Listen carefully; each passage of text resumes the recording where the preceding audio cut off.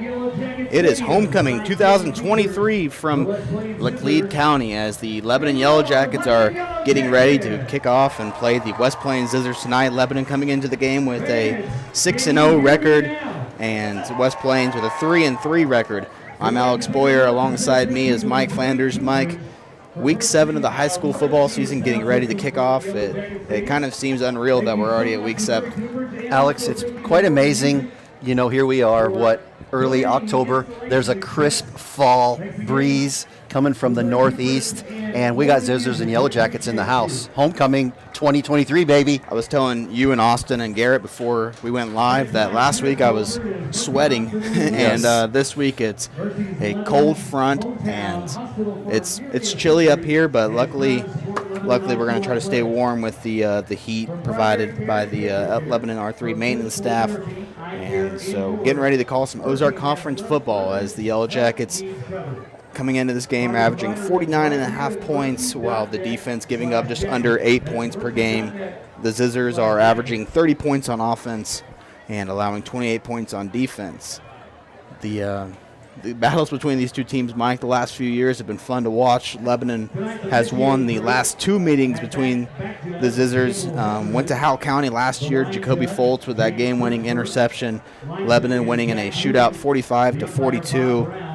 But last 5 years, Zizzers have won 3 out of the last 5 contests these two teams have played. So a team that's really gave Lebanon some fits. They've had some great battles, and obviously should be no different tonight despite that 3-3 record by the Zizzers. Well, the thing about the 3-3 record is if the Zizzers don't come in a little bit hungry, Alex, and a little bit on edge and desperate for a win, there should be some cause for concern in Zizzerland. No doubt about it. And obviously Lebanon trying to not look forward too far ahead to that matchup that could be for an Ozark Conference title next week against the Campton Lakers. Both teams will have to take care of business tonight in order for that to even be a possibility. But last week, a 44-22 victory for the Yellow Jackets over the Glendale Falcons. Will Christian was pretty open about his team's lack of energy that he thought, and he thought his team could have played with a little more energy. He thought they kind of got complacent at times, but still another 443 total yard offensive night from the Yellow Jackets. Gavin Smith, our Week 6 Missouri Cooperage Player of the Week with 191 yards rushing, 5 touchdowns. Jax Glendenning, 183 yards and a touchdown. So, despite I assume he was talking a little bit about the busted coverages on defense, Mike, but despite those, Lebanon still with a 20-plus point victory against a more talented Glendale team than I thought they were. And, we've touted Lebanon's defense the whole year, but the last couple of weeks we have given up some points that have impacted, the game a little bit more. And so, it'd be some cause for Lebanon's defense to step up a little bit as they're going to see another kind of spread it out, wide open offense today with quite the stud receiver. That's a D1 commit. It'll be fun to watch the Yellow Jacket defense step up. We know the offense is good. Last week, the Zizzers had issues handling Kickapoo's running game, and so we got some work to do, and we're getting ready to do it here in about 18 minutes and 29 seconds. Had our pregame show from the Lebanon Public Schools Plaza at the old junior high, so that was fun to be able to celebrate with former LHS alumni. And tonight, of course, we mentioned Homecoming 2023. The nominees are Addie Shoemaker, Sadie Douglas, McKinley Rodden, Sadie Rink, Chloe Gottman, Griffin Jones, Drew Bowling, Hoyt Honey, Cole Dustin, and Paul Dubose. We're going to cut it down to the field for the national anthem, and we'll have more on the Jacket Nation Sports pregame show. Brought to you by Heritage Bank of the Ozarks, Jonesy's Travel Center, Missouri Cooperage, Shadle's Colonial Chapel, Results Advertising, and Mercy Hospital, Lebanon. Please rise and remove your caps as we honor America with the playing of our national anthem.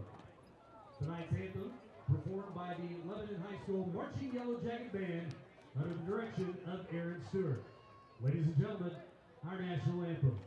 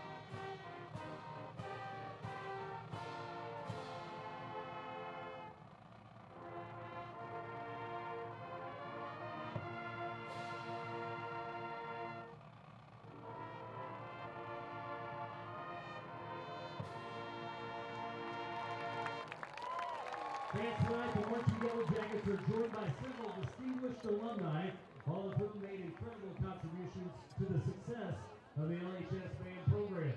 From the class of 1998 to 2023, we have alumni spanning 25 years, with many more in attendance in the stands tonight who are not joining them on the field. The success of our band today is built on the foundations that were set by students over many years, and we are so grateful for all of them. So now, fans, as the alumni join the band on the field, get on your feet and put your hands together for the Lebanon High School fight song.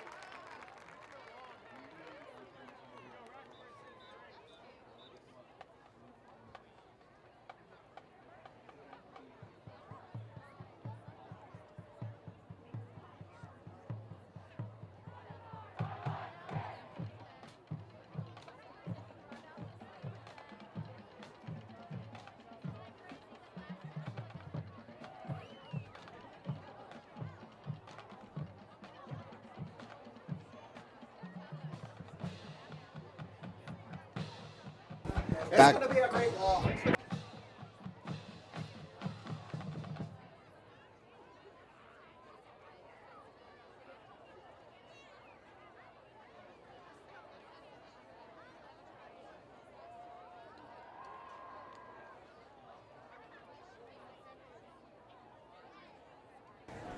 back live on the Jacket Nation Sports pregame show as the Yellow Jackets and Zizzers getting ready, set for kickoff here in just under about 14 minutes. So should be a fun matchup between two teams that have had some fun battles over the years.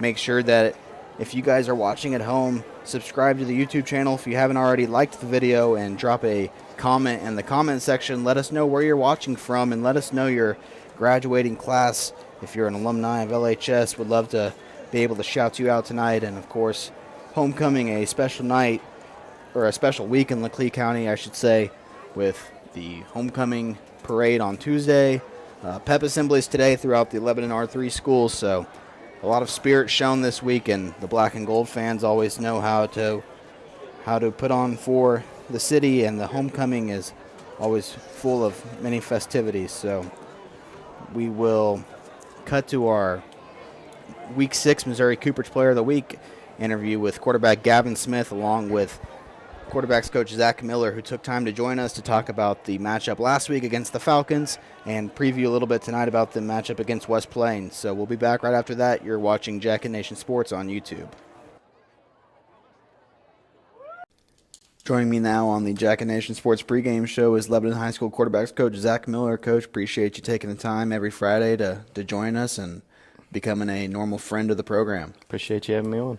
We'll start with the game last week against Glendale, a 44-21 win for you guys. Kind of the first game, though, where you guys had a few slip-ups. First game of the year where you had to play starters all 4 quarters, but, I thought you guys were able to move the ball effectively on offense again, which is always a positive sign.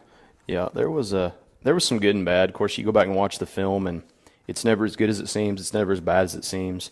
You talked about playing 4 quarters. We definitely need to do that. I mean, it's the first time this year we've really played all 4 quarters. We've got several kids playing both ways, so they needed that for sure. So that was good in that regard. And as far as moving the football, not as many as explosive plays, but that was kind of by design. We ran 2 tight ends a lot. We ran 2 receivers and then flipped that a lot just to get all those guys reps and breaks. Because when you go against Glendale, who runs a 5-wide system all the time, and they're pacing and playing fastball and chucking it around, there's not a lot of opportunity for breaks between the whistles, between the plays. So, again, that was kind of by design. Control the clock, which we did, and move the ball, score, and keep their offense off the field. And those guys that are one-way only, like on defense, like some of the D linemen and things like that, give them a break. So. Yep. And road wins are always tough to come by in the Ozark Conference, but how excited are you guys to be back home tonight in front of the black and gold crowd for homecoming? Very excited. The kids are ready to go. Homecoming's always fun for a lot of reasons. Some distractions along the way too, obviously with the week that it is, but at the same time, it's great in any program, but especially here because the support we get anyway on any given Friday at home is great, and then you bring back people to town who are from here and haven't been here in a while or just want to see what the football team's all about this year. So it'll be fun.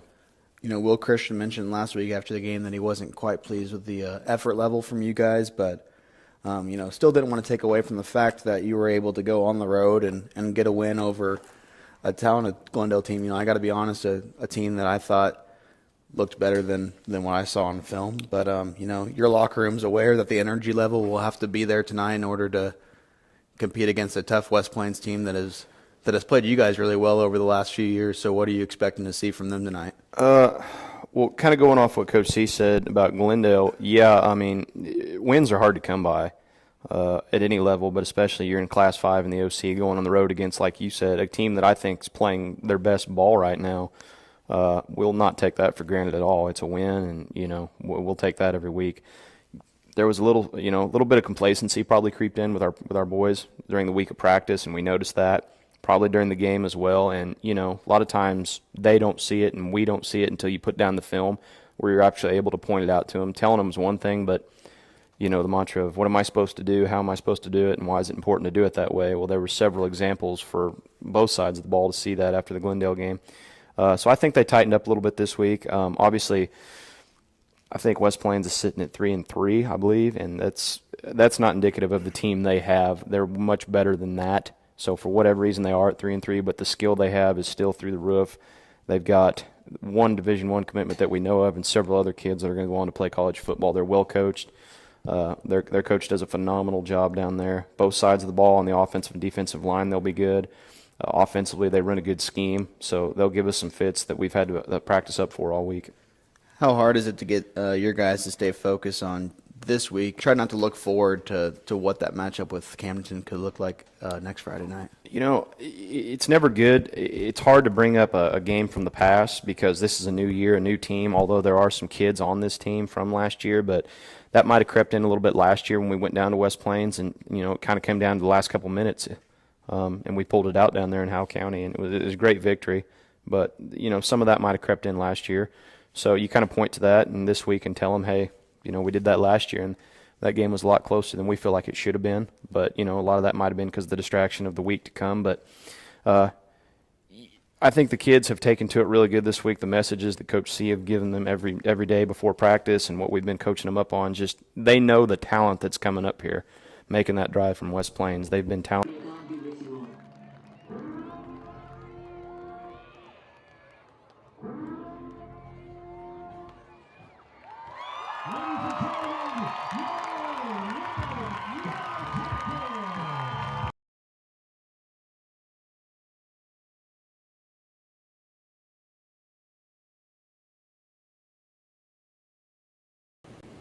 Joining me now on the Jacket Nation Sports pregame show is our Week 6 Missouri Cooperage Player of the Week, quarterback Gavin Smith. Gavin, I appreciate you taking the time to join us.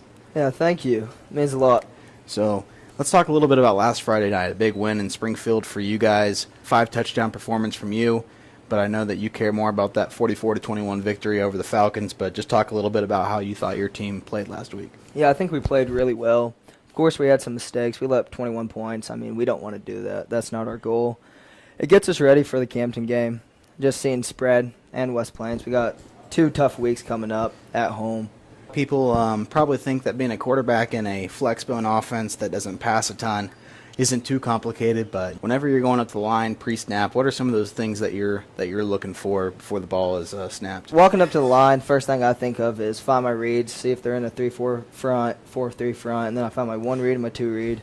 Trusting my O-line. They've done a great job this year, just making sure I keep trusting them, trust my backs, and trust my receivers. Everything's going to move. Signal caller last year for the Yellow Jackets, your first season as a starter. Obviously a tremendous year leading the Yellow Jackets to a Class 5 state quarterfinal appearance and the first quarterfinal home game in program history. So I know last year was special for you, but being a senior, playing with a group of guys that you've played with for all your life, I know this year's gotta mean a lot to you. Yeah, last year was definitely a special year. I mean, first team to win 11 games. It was the first team to host quarterfinals. I mean, we lost a lot of big players like Nathan Bartell, Caden Yusha. We had Jax in the backfield. I think that was one of the best backfields Lebanon's probably ever had. And, of course, we had a great O-line. I mean, we were top 5 rushing team ever in the state of Missouri. I think this year just the chemistry's, I mean, it's different. I mean, we're all pretty close. It's my senior year, so that's definitely something special for me. I mean, growing up with Hoyt Honey, Drew Bolin, Griffin Jones, Gunnar Williams, I mean, I've known them since I was 4 years old, and it means a lot to be able to play with them for my senior year. This year, you guys have been pretty beat up front, especially the last couple of weeks, losing Cameron Myers, and last week going with a different center, Eli Jackson, after a injury midweek to Caden Crabtree. But just talk about some of the guys up front and what they've meant to your team this year. Yeah, I mean, they mean everything to us. Without them, our offense doesn't move like it does. It starts with Dannon Conrad and Thomas Howe. I mean, with them being the leaders that they are, I mean, they've helped our new guys just adapt so much faster than they would. We lost Cameron Myers early in the season, and then Colin Alford came in, and he's been doing a outstanding job for us. This week, Gunnar Williams is going to start. I mean, he started for us last year. He's a great athlete, great player, and he's going to really help us out on the left side. Eli Jackson, he came in against Glendale, and he did an outstanding job. It was his first varsity game, and, I mean, I couldn't be more proud. Reiterating on the fact that you lost your starting center, who you've been, the guy that's been snapping the ball to you for 4 months now, and you guys have obviously worked up a connection. What's it like to have to go to a brand new center in the middle of the week? Yeah, it sucks. I mean, I've been taking snaps with him since summer. I mean, every day it's me and him. It's different with the way they snap the ball, I mean, the size that they are, but Eli Jackson has really stepped up, and he's going to be a dude for us for a couple more years. Few big games coming up in the next few weeks. We won't quite touch on that Campbellton game because obviously you guys are looking to go 1-0 and focus on the West Plains Zizzers tomorrow. What are some of the things that you've noticed about them when you've watched film this week? Yeah, they're very physical. I mean, they're big usually in the past. I've played them for the past 3 years, and they fly around. I think the thing that we're focused on is penalties, coming out here, giving 110% effort every play, taking care of the small things, probably 4 or 5 yards to play. Just do us. Appreciate you taking the time to join the show. Best of luck tonight against West Plains. Thank you. Just about 3 minutes until kickoff as the Lebanon Yellow Jackets get ready to take on the West Plains Zizzers. Captains tonight for the Yellow Jackets are Griffin Jones, Thomas Howell, Dannon Conrad, and Gavin Smith. So with that being said, Mike, let's go over some keys to the game tonight. We talked earlier about the matchup between these two teams and the battles that they've had in the past. So my number one key tonight is bring the energy.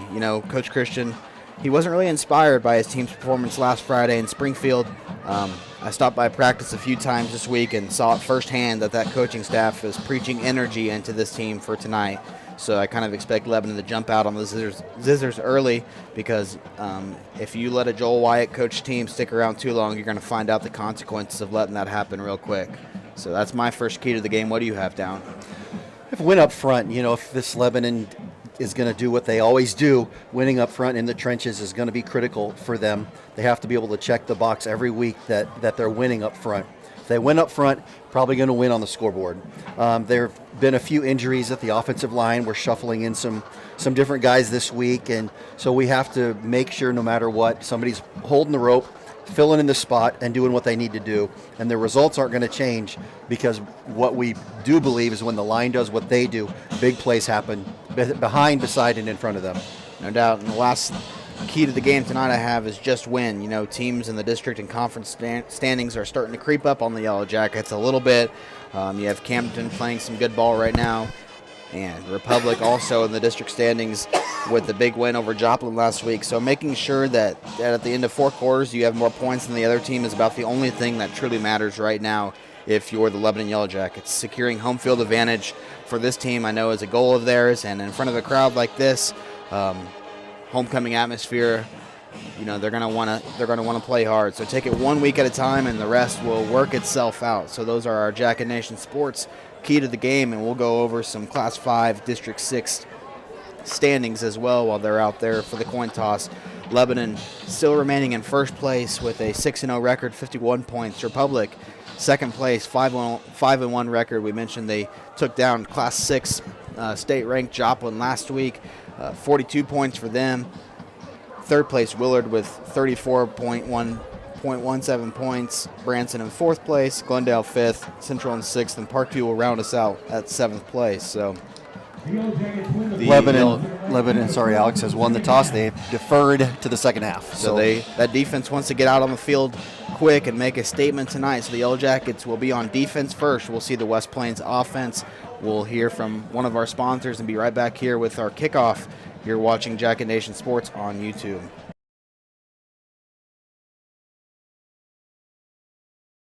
Hey, let me tell you the secret successful businesses already know. It's all about branding. Get recognized and get results. Results advertising, logo's everything you can logo, like apparel, hats, mugs, signs, and banners. Branding your business is what Results Advertising does. Getting your name out there and on anything branding your business. The secret is Results Advertising in Lebanon at resultsadv.com and 417-533-7741.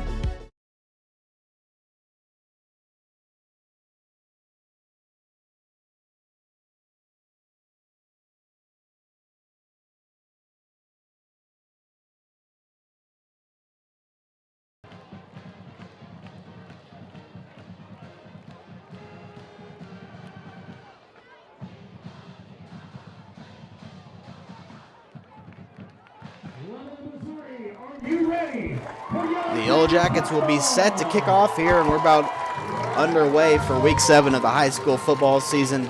Number 3, Remy Wilson, set to return for the Zizzers, along with number 35, Lance Norton.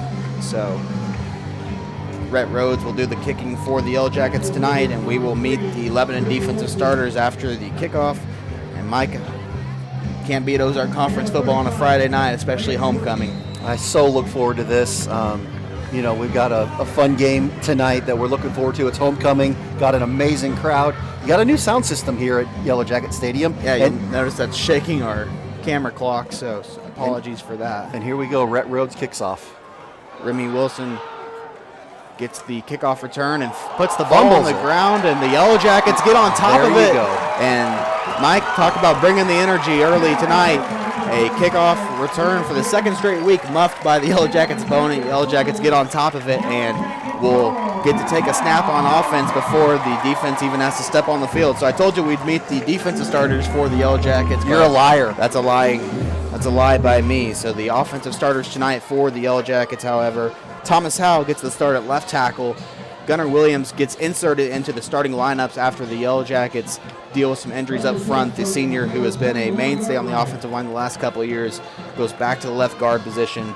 Eli Jackson and Caden Crabtree will alternate at center. Danny Conrad at right guard and Dathan Durbin at right tackle, with Abe Allen, Drew Bowling, and Jax Glendenning in the backfield, and quarterback Gavin Smith, as always. A little pop pass to Roark and a trick play. The first play, it's a throw over to Bowling in the end zone. Touchdown Jackets. So Smith got the snap, threw it over to Roark, and wide open in the end zone was senior Drew Bowling, a homecoming candidate tonight. And what a start for the Yellow Jackets. 13 seconds into the game, Lebanon goes on top 6-0 after some trickery there from Brian Summer. I thought we'd see more of the trickery from the Zizzers tonight after 2 straight losses, but Lebanon coming out with some tricks up their sleeve. Well, you can just pretty much sum the first 13 seconds up, Alex, in one way: psychological warfare. Rhett Rhodes' extra point is down the middle and good. So Lebanon on top 7-0 here, and talk about making a statement early. A fumble on the kickoff recovered by the Yellow Jackets, followed by a passing touchdown from Cannon Roark to Drew Bowling. 7-0 Lebanon with 11:47 remaining in the first quarter. We'll take a quick commercial break and be right back after this. At Heritage Bank of the Ozarks, we are committed to our neighbors. Your local dollars are invested in our local communities, with local lenders and local decisions. Because at Heritage Bank, we are neighbors serving neighbors.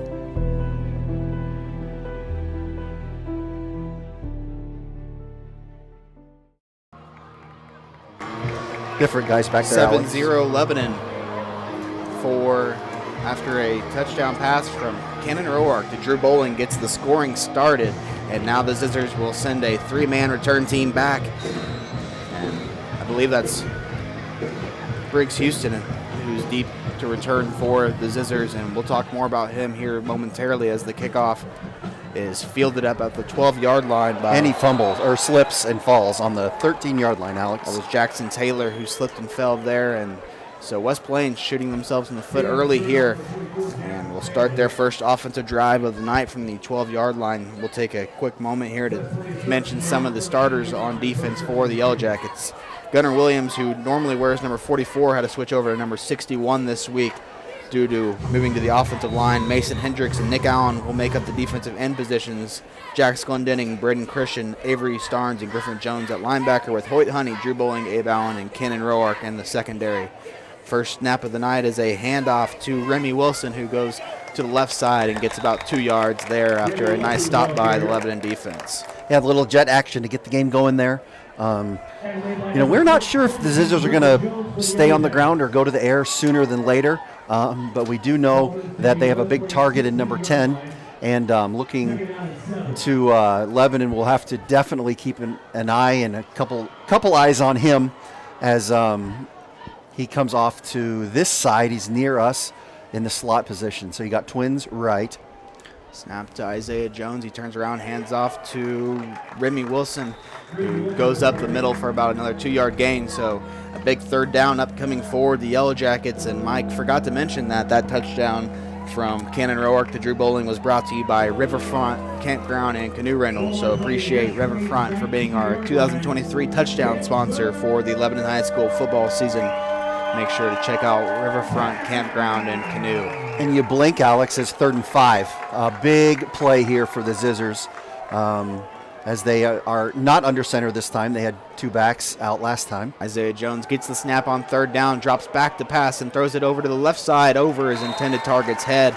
And that was number 34, Rhett Erickson, the junior tight end, who he was trying to find there. And Mike, I got to the stadium about 5 o'clock today, and the Zizzers were out there running routes. They had about 3 or 4 wide receivers, and the quarterback was throwing routes. So they were out there early for warm-ups and trying to get a feel for this cold weather. And so far, not a good start for West Plains, and they're forced to punt on their opening drive of the game. Now Isaiah Jones will punt in the way to Roark, who catches it at about the 45-yard line and breaks a tackle, moves across the 40 to the 35, and out of bounds there at about the 33-yard line. So nice return there from Cannon for about a 20-yard return, and Gavin Smith and the Lebanon offense will come back out onto the field.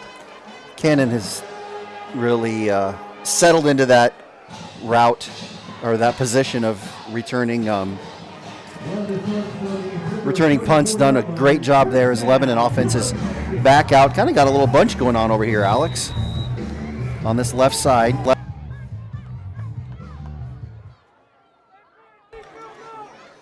And calls his own number. Picks up about 10 yards, Gavin Smith does. It looks like a Farm Bureau first down. Thank you, Scott McCowan, a first down for the Yellow Jackets. And moves the ball down to about the 23-yard line.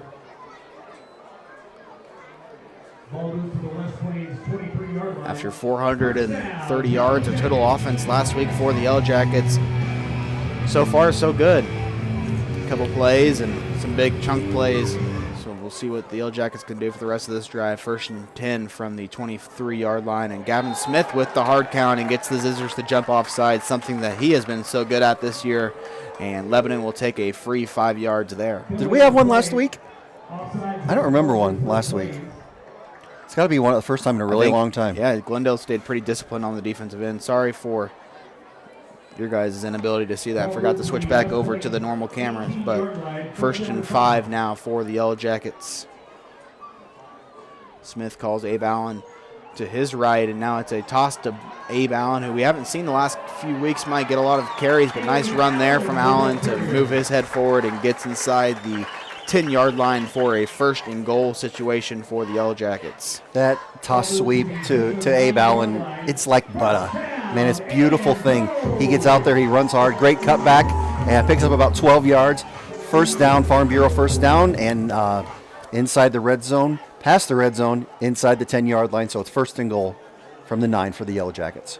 Just about 9 minutes remaining in the first quarter. Smith takes the snap, drops back, calls his own number, goes up the middle, and scoots forward to about the 1.5-yard line to bring up second and goal. So a couple runs by Smith so far, and he's been productive per usual early on here in this contest. Gavin is averaging 6.7 yards per carry, and is obviously true to form right there. That was about the same thing.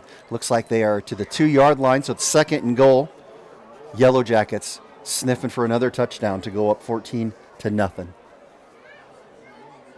Smith with his quarterback power up the middle and gets into the end zone for a Lebanon touchdown. So Gavin Smith scores a Riverfront Campground and Canoe touchdown.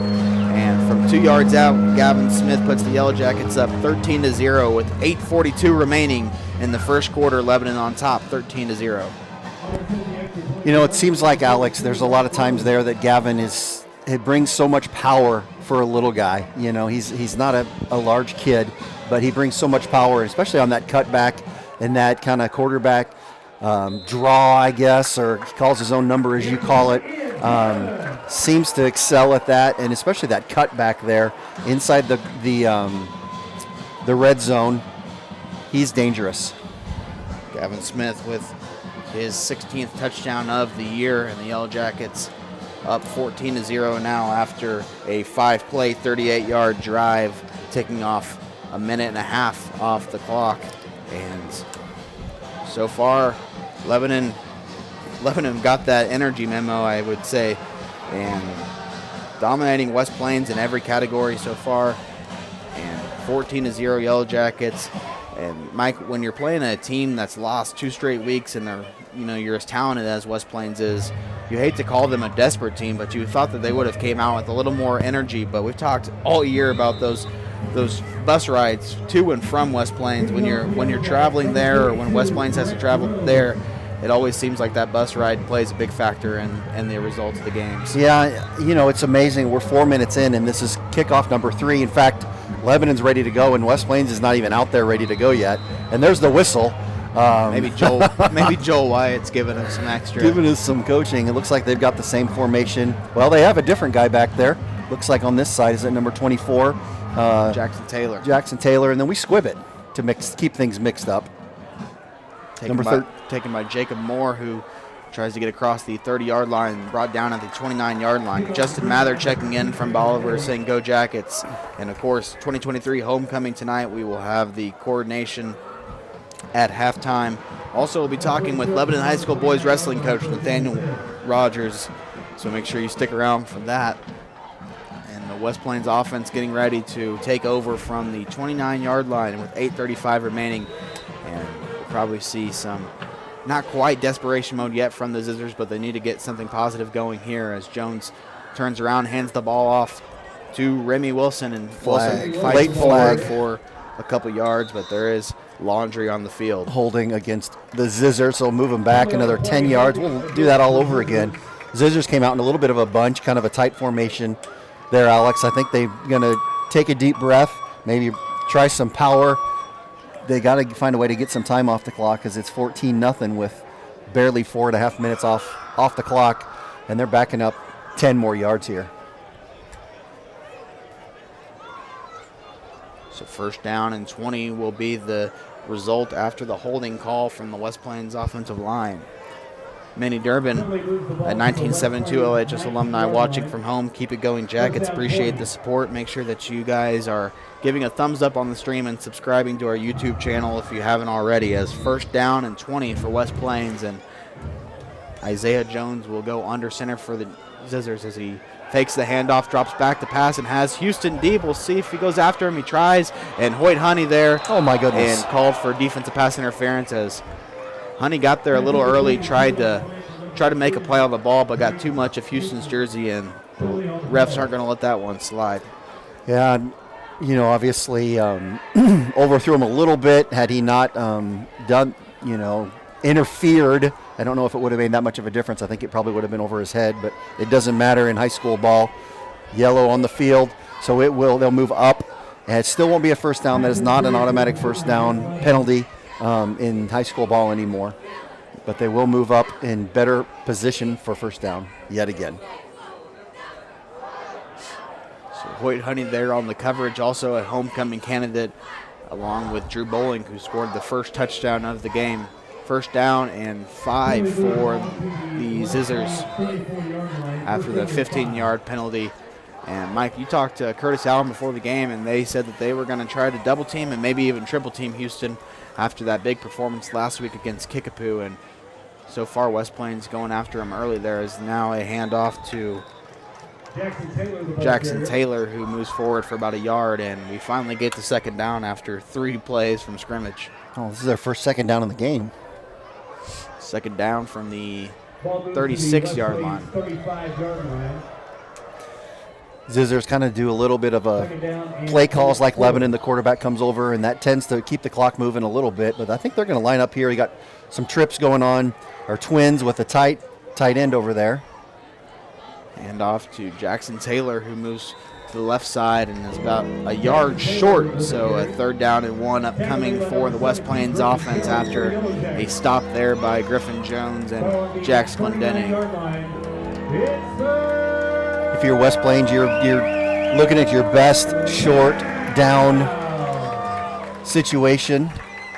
Be interesting to see what they've been doing. Just pretty simple off tackle stuff, little counter stuff, but this time they go under center with the fullback in there, Alex. And again, another handoff. Nice stop there by Avery Starnes, who came through the line and made the stop on Taylor, and that will bring up a 4th down and a big decision upcoming for Joel Wyatt. And, Mike, we look down onto the field and we see Gavin Smith getting stretched out there by the trainers. Looks like something with lower back, and he's getting looked at by the athletic trainer on the sideline. So something to keep an eye out for the Yellow Jackets, as looks like Joel Wyatt's going to send his offense back out there, Mike. Probably a good call, down 14-0 here on the road. A big play upcoming with Isaiah Jones under center for West Plains. I'll tell you if it's a good call in about 5 seconds. Looks like they went the wrong way. It's not. And Gunnar Williams came through the line and made a big stop there on 4th down as Isaiah Jones tried to hand it off to Jackson Taylor, and Williams came storming through the line and made a stop, and the momentum keeps going towards the Yellow Jackets as Gavin Smith puts on his helmet and rushes out onto the field to run the offense for the Yellow Jackets. Do you doubt that call at all, Alex? I mean, aren't they in a position they almost have to? I think so. I mean, but now it looks like a bad call because you didn't get it. But I mean, I don't want to be predicting bad 4th down. You know, you don't want to insinuate anything that was supposed to be 4th down territory or not. But nice call. Nice decision there from Wyatt to go for it. I think it was the right call. It just didn't pan out. And now the Yellow Jackets will take over on the 36-yard line as Jax gets his first carry of the night and moves forward for about a yard or 2. Not bad, Mike, when you can be up 14-0 and not even have a handoff yet to Jax Glendenning with 6 minutes left in the first quarter. Kind of exciting. We'll keep an eye on the Gavin back watch 2023, see how he's doing. 34-yard line, 2nd down and 8. A lot of green over here, Alex. We've not come this way yet.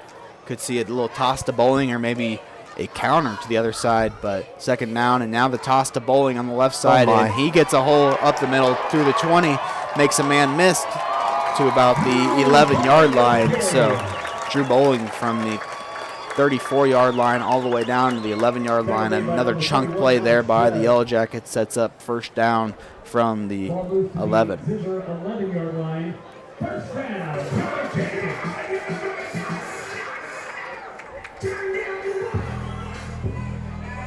That new sound system definitely brings a little more thud than the old one. Yeah. And I like it. Shane Edson and Justin Shadle were pretty pumped up about that. Morgan Music donated a sound system for Lebanon football team is now Smith tackled in the backfield for a loss there. Nice play by the West pretty Plains generous defense. spot, Alex. I think I don't think we're going to take a loss on it. The way that the side judge over there is standing, continued at the 11. Pretty favorable spot. That was number 41, Alex Judd for the Zizzers, who made the stop there in the backfield. And I'm insinuating here, but I assume he has some sort of relation to former West Plains basketball standout Ashton Judd. So 2nd down and 11 now for Gavin Smith and the Yellow Jackets as he calls Drew in motion, and another toss play over to Bowling. Nice blocking there by Abe Allen down the field, and Drew's able to lean his head forward and get some extra yards there to about the, let's see where the refs mark him down. I believe that's about the 8-yard line, so 3-yard gain there for Drewby. Well, I can tell you, Houston there, he's not just a receiver, Alex. Outstanding play by Houston there. It looks like he's playing outside linebacker on this side.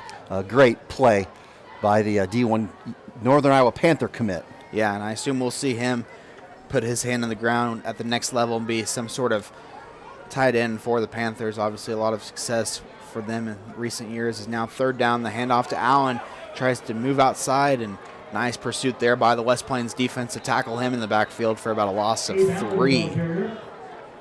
So 4th down, Mike. We'll see Rhett Rhodes and the LHS special teams unit come out and try to keep this lead going. And last couple of weeks, Rhett's made a 36-yarder at Waynesville, and then last week hitting a 30-yarder at Glendale. So the sophomore standout has got it going on so far these last few weeks. This appears to be about a 28-yard field goal. Great rep here for Rhett as we're approaching playoffs. Kind of crazy to say, but great rep for them as a high snap. Nice hold there by Bowling, and Rhett's kick is good again. So Rhett Rhodes from 28 yards delivers 3 points there for the Yellow Jackets, and Lebanon up 17-0 with 4:36 remaining in the first quarter. We'll be right back after this. You're watching Jack and Nation Sports on YouTube. Losing a loved one is painful, but at Shadle's Colonial Chapel, we make the hard times a little easier to bear.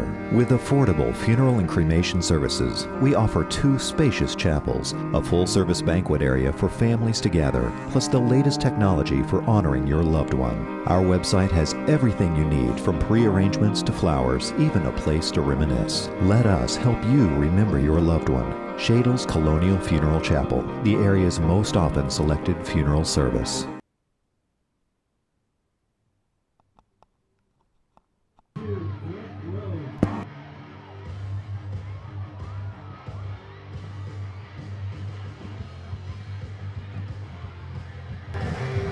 Back here at Jacket Stadium, 17-0 Lebanon with 4:36 remaining in the first quarter as Rhett Rhodes gets set to kick off.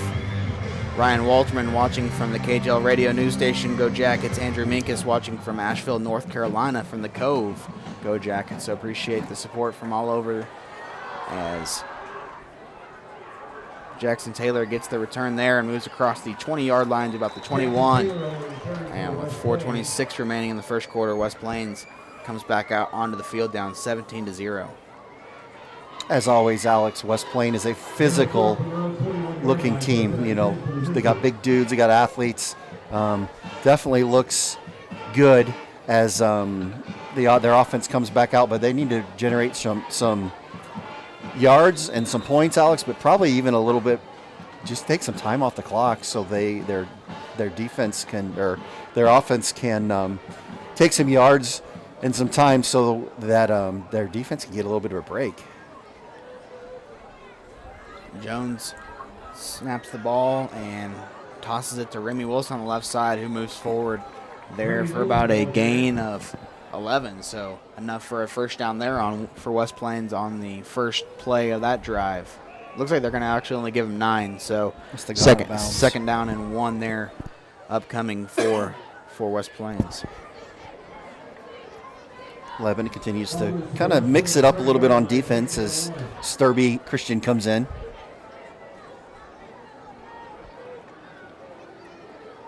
And yeah, the clock is stopped, so he stepped out of bounds, Alex. 2nd and 1 from the 20. Abe Allen in single coverage on Briggs Houston at the bottom of your screen, but another handoff to Remy Wilson, who goes to the left side and gets a first down stopped at about the 33-yard line, 32. So in a first down there for West Plains, and like you said, Mike, keeps the chains moving and gives that defense of theirs a little chance to take a breather. I don't think that the Lebanon offense is complaining much either, getting a chance to take a little bit of a break, as Gavin Smith still being evaluated by the trainers on the sideline, holding his lower back. And obviously, you know, the cold weather doesn't just impact the fans and us up here, Alex. It impacts these players too. Their body just is responding differently. A little pop pass out to the right side Great on pursuit. Ryan Kinslow, as Cannon Roark there to make the tackle, and Mike Cannon showing a little wrestling off there, goes for the takedown, and single leg takedown, and then waits for some help. And gets Kinslow, as Griffin Jones there also to finish the tackle off for the Yellow Jackets. He doesn't get help like that in the winter. You know, he's on his own. No, he's on his own. On an island out there. Continues to be on an island like he was last week. 17-0 Lebanon after touchdowns by Drew Bowling, Gavin Smith, and then a 28-yard field goal by Rhett Rhodes. The scoring so far in tonight's contest. Isaiah Jones. Somebody moved there. I think that was the left guard there, I think they were kind of setting up 65 who flinched there and setting up a little they were tunnel screen or something. I think they were was calling coming. Houston in motion. So I wonder if they were trying to give him the ball in space and let him work a little bit after not being able to do much so far on that side of the ball. Moves the ball to the West Plains 28-yard line. Second down and 14. That was a big play, Alex, taking back 5 yards. Got trips left on the far side. Now he calls Houston Same in play. motion again, and another little pop pass out to Houston, and he has space on that left sideline, gets around one defender, and he is quick, moving across the 45-yard line, tackled at the 48-yard line. So a lot faster than I thought, Mike. The little pop pass out to Houston on that left side, and he scooted around the Lebanon defense and moved forward to the 48-yard line for a West Plains first down. Like, it's a great call. The offense, or the motion gets the defense kind of thinking it's coming this way, and then he gets the ball and just kind of pops it back outside. Probably, could have obviously called a little tunnel there, but he popped it back outside for a great gain, 1st and 10 on the 49-yard line. Pitch to the left side to Jackson Taylor for about 3 yards, and Jackson Taylor with the carry. during that commercial break, our cameraman Austin Shoemaker wondering if Jerry Jones was checking in from the chat, and sure enough, speak of the devil, Jerry Jones checking in from Laclede County, saying the Jackets are operating like a fine-tuned machine. Go Jackets! So Jerry, good to have you back in the chat. Thanks for watching again. Appreciate you very much. Second down and 8. We were worried about you, Jerry. Didn't check in last week against Glendale, but Jerry Jones. Little old school here, Alex. Got tight ends and got High formation. fullbacks.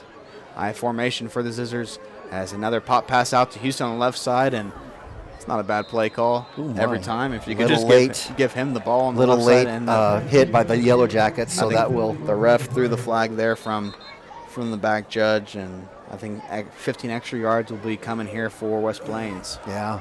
That's twice in a row that might be exposing Lebanon's defense a little bit. That they're, hard to get their hands on him with a blocker or two in front of him. So we might see some Glendale a la pop, pick, bubble, tunnel action going on here for the Zizzers if they can get some traction with that pass to their D1 recruit, the former or pre-coming UNI Panther. Personal foul against the Yellow Jackets is the call, so 15 yards there added on to the end of the run for West Plains, and the ball will be spotted at the Lebanon 25-yard line. Big possession here for West Plains, Mike. They need to get some sort of points in a big way. Yeah, flirting with obviously the farthest downfield they've been, flirting with the red zone as they kind of quad a little diamond going on here. Maybe watch for some sort of double pass or some trickery, as the Yellow Jackets have 3 defensemen going up against the 4 wide receivers over there on the right side. And it's a keeper. Nice play there by the Lebanon defensive line. I believe that was it Mason Hendricks who made the stop there for the Yellow Jackets, or Thomas Howe, I think, was the one who finally made the stop there for Lebanon. Take a loss on that. The TFL.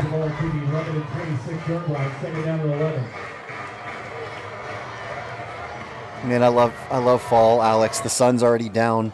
The new lights here are hot, and Lebanon's defense is bend but don't break here. There's another pass out to Rylan Kinslow. And a little bit of a tunnel screen action going on that you 3 yards. you see with this offense coming back in, and the linemen kind of go downfield and block for him. But Lebanon did a great job. Third down, they didn't pick up anything on that. Third and we'll call it 11. Heather Bryant watching from Ridgedale, Missouri. Go Jackets. Ken Eldridge says bringing that Dick Buckus energy tonight. So Lebanon defense sure showing out so far through the first quarter, and the Lebanon offense doing their thing as well. Sideline warning against the Zizzers. So I don't know if they're saying something or doing something down there, but at this level, you get a sideline warning, Alex. It's not a yardage assessment. It's just a warning. Next time will be a yardage assessed on it. So Isaiah Jones with Remy Wilson to his left. Jones takes the snap, looking for someone as that Lebanon defensive line tries to get some pressure and tries to throw it to Kinslow, but overshoots the receiver in the end zone, and a big fourth down upcoming for West Plains. And we'll see what Joel Wyatt decides to do here. Looks like that offense is going to stay on the field. So his quarterback took a shot there, Alex, after he got rid of the ball. So that Lebanon defensive line was coming in there quick. 26-yard line. It brings up yeah. down for West Plains. Is Gunner? What number is Gunner right now? 61. 61 again. Let him hear you, fans. Fourth down, Lebanon going with a 4-man defensive front as the Zizzers are going to go for this. And they got double coverage with their due. They might be a nice time for a timeout here. The play clock was winding down there, and Joel Wyatt had to hustle over to the official for a timeout, their first of the half. So during the timeout, we'll take a short commercial break and be right back after this. You're watching Jacket Nation Sports on YouTube. It's a beautiful morning, Scotty, and we have an early game today. That injured list, it's getting longer by the minute. Not to mention, there's apparently a nasty virus sweeping through the locker room. Yeah, but these players, they're in good hands. All of them need to feel their best this season, Scotty. Yes, they do, Jack, because this team is on track to win it all this year. Every day, Mercy's team is ready to take care of yours, bringing you the care you need now. Find out all the ways to access Mercy at mercynow.net.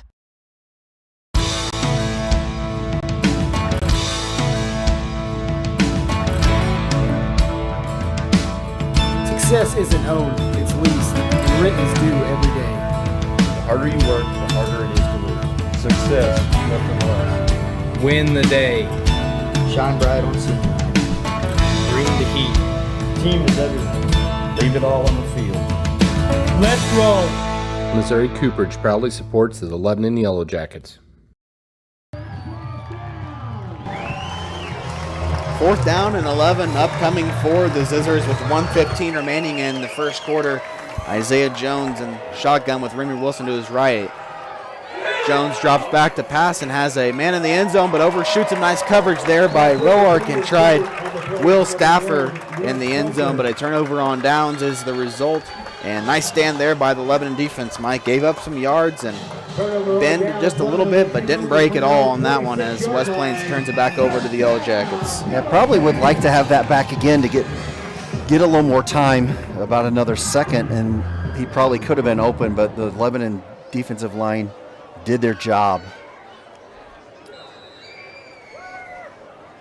Gavin back out on the field after getting worked on the athletic training table there on his lower back. So Got a packed box here, Alex. You got 8 men in the box. Smith with an option to the left side, tries to go back up the middle, but Houston's there to tackle him after about a gain of 6 or 7 there for Gavin. And Mike, if West Plains keeps creeping up like that, Brian Summer is getting that call from Zach Miller above us that there's no safety help, and we'll probably see a pass dialed up before sooner or later. Yeah, it looks like they're kind of in the same, maybe a cover 3 kind of a thing going on, and not really feeling a pass threat at all with this defense. Jacob Moore, the safety, number 13, now starting to scoot back a little bit. after getting a little too close there to the line of scrimmage. Second down, a pull from Gavin to Jackson, and a pitch over to Abe Allen on the right side, and Abe Allen scoots forward for a gain of about 6 there, and a Farm Bureau first down for the Yellow Jackets. There is a penalty marker on the field. Oh, I didn't even see that. Penalty marker on the field.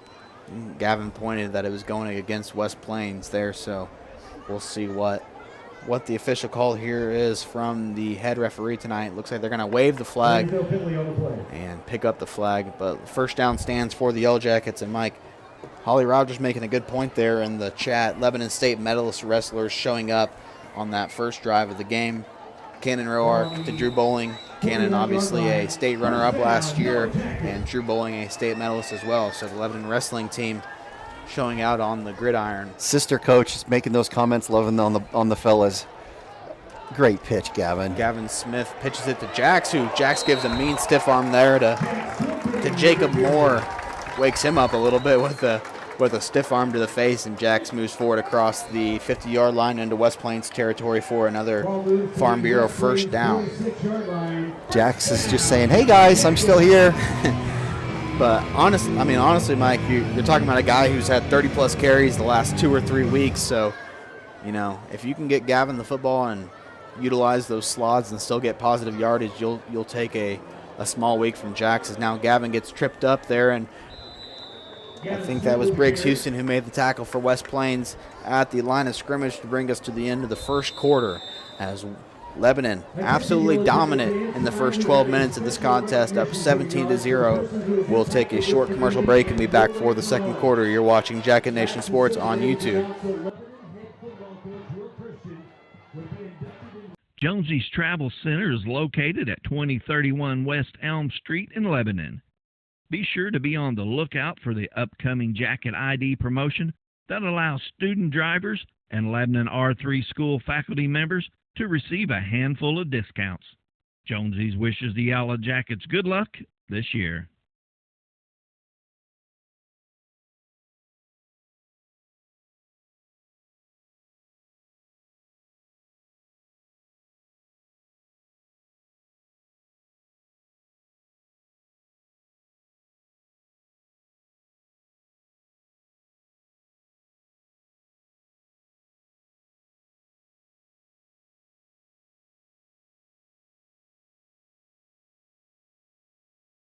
Young fans, join me in giving a round of applause for the greatest chunks of Lebanon history, football history, and then we'll start our program and it will be success. Head coach Ron Christian. Back for the second quarter as the Yellow Jackets second down now, and Gavin tosses it over to Abe Allen, who moves forward for about a gain of 6 there. And at the end of the first quarter there, Mike, PA announcer Justin Shadle announcing that Lebanon head football coach Will Christian will be inducted into the Missouri Football Coaches Hall of Fame in 2023. And obviously, it can't be understated enough the impact that Will Christian has had on not just the football community, but the community as a whole in general. Obviously, Coach Christian, an outstanding person, outstanding coach, and has done a phenomenal job over the last 19 seasons for the Yellow Jackets. Third down there, and Gavin Smith gets the Zizzers to jump off sides, and a free 5 yards for the Yellow Jackets. And I don't know if it was quite enough to gain a first down. Might be third and short still coming up. But nope, the referees will walk past the marker. First down, Lebanon, and another offsides penalty drawn there by the Lebanon offense. It's just the rest of the world is finally realizing, Alex. Hall of Fame has been Coach Christian's ringtone on my phone for years. That's funny. First down and 10 now for the Yellow Jackets. Counter, counter, counter. Abe Allen scoots forward up the middle across the 20-yard line into the red zone, and a Farm Bureau first down for Abe. Great call there by Brian, because they're stacking the box, over pursuing a little bit, and they're still in that kind of cover 3, cover 1 thing where it's thirds with the corner and the safety with no no receivers out there. We're really bringing the meat in and packing the line. Again, they're a fake running counter the counter. To Hoyt or to Drew, and Gavin rolls out to his right and tries to find Nick Allen. And those two haven't been able to connect yet this season, Mike, but I think down the road we'll see number 2 and number 7 hook up for a big completion. And we saw it with West Plains, Alex, on the kick earlier as the temperature's dropping. Sometimes this time at night, it gets a little bit of dew on the field, gets a little slick. Maybe what's going on, and then obviously if Gavin's got a back thing, moving out, rolling out, bring a little challenge because his arm's not warmed up. Second down handoff to Jax, who goes up the middle there for about a gain of 3 or 4. And Mike, since arriving to Lebanon in 2005, Will Christian and his staff have accumulated a record of 132-74 for the Yellow Jackets and led LHS to 4 Ozark Conference championships, 6 district championships, which includes 3 straight district titles and 11 state playoff appearances. Obviously, coming to Lebanon in 2005 after a Class 1 state championship at Marionville in 2003, and he's had more than 45 student athletes signed to play at the college football level. So, we do have a phenomenal job there. Stoppage of play, sideline warning against the Zizzers. That should be a penalty assessed this time. I don't know what they're doing over there, but whatever it is, the side judge doesn't like it. Lebanon's got 3rd and 3 is a lot better looking than 3rd and 8, Alex. 3rd down and 3. Little jacks going on here. Sensing some jacks, a steady dose of jacks in the red zone here. Drew motions over to the left side, a handoff up the middle to Jax, who don't think actually the second effort might have got him enough to move the chains, and Farm Bureau first down and the 1st and goal situation upcoming for the Yellow Jackets. Karen Simpson, a big thank you for broadcasting live from the Alumni Plaza for our pregame show. Come back soon. Yeah, so got the chance to go to the Lebanon Public Schools Alumni Plaza at the old junior high, and obviously a wonderful time there. Lots of former Yellow Jacket alumni out and about today, and even if you didn't get a chance to stop by, make sure you go by and check it out. The Alumni Association has done a great job with that, and they definitely do a good job of promoting Lebanon history in the public schools, as Gavin Smith tries Nick Allen again in the back of the end zone through the hands of Allen that time, incomplete. So 2nd down and goal upcoming from the 8-yard line. From the fans' perspective, Alex, they look at that and they're like, oh man, should have had a touchdown there. He was there and he couldn't get it. But what that does is the defense has got to be alert and aware that, man, these guys might pass the ball. We gotta make a change here. And so it might soften up the inside, the box a little bit there for these guys, and causes them to make a change, as there's another stoppage of play. A clock issue, it looks like, potentially. Or maybe some fans, something down there on the field that the band. I think it's the play clock. I think they had a move. The band had a ladder there, and they'll have to reset the play clock. So down in the corner where the band is, there was something kind of not in play, but just close to the field. They had to pull a ladder or something back as Lebanon's under center. Toss to Abe Allen on the right side, cuts through and lowers his head into the end zone, and Abe Allen finds the end zone. And a big touchdown there by the junior slot back to extend this Lebanon lead to 23-0 with 9:45 remaining. So, Mike, we've talked a little bit just ourselves off air about Abe Allen's usage the last few weeks, and he hasn't gotten the ball a lot, but nice job there by Allen tonight to just, keep a positive attitude, and when his number's called, he just keeps making plays. Can I mention something there that most Lebanon people might, now that I mention it, they might see it? Looks a little Brock West-like there. Yeah, nice. Small but fast. Small but mighty. The physique is definitely there, and Abe Allen gets in the end zone. Rhett Rhodes' extra point is good. 24-0 Lebanon. We'll take a short commercial break and be back for the kickoff right after this. Pillar Insurance is your locally owned, independent insurance agency, providing business, personal, and farm insurance to the Lebanon community. Call Jason Russell or Gary McClure at 417-532-6050 for your insurance needs. Pillar wishes Lebanon football good luck this season.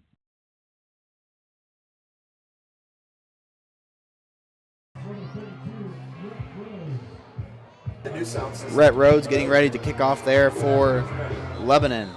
And West Plains deep to return as a 11-play, 64-yard drive takes up 4 minutes and 24 seconds as Junior Abe Allen gets into the end zone. Someone in the chat giving a shout out to the late Coach Harv Welsh, a former Lebanon Yellow Jacket football coach who was a legend. Harv would love to see this team play.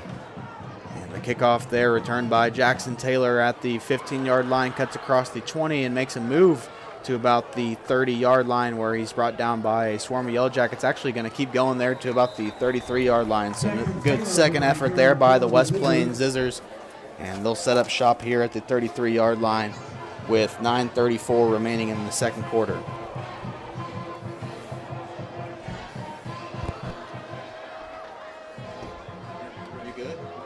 West Plains will start from their own 34-yard line, first down and 10.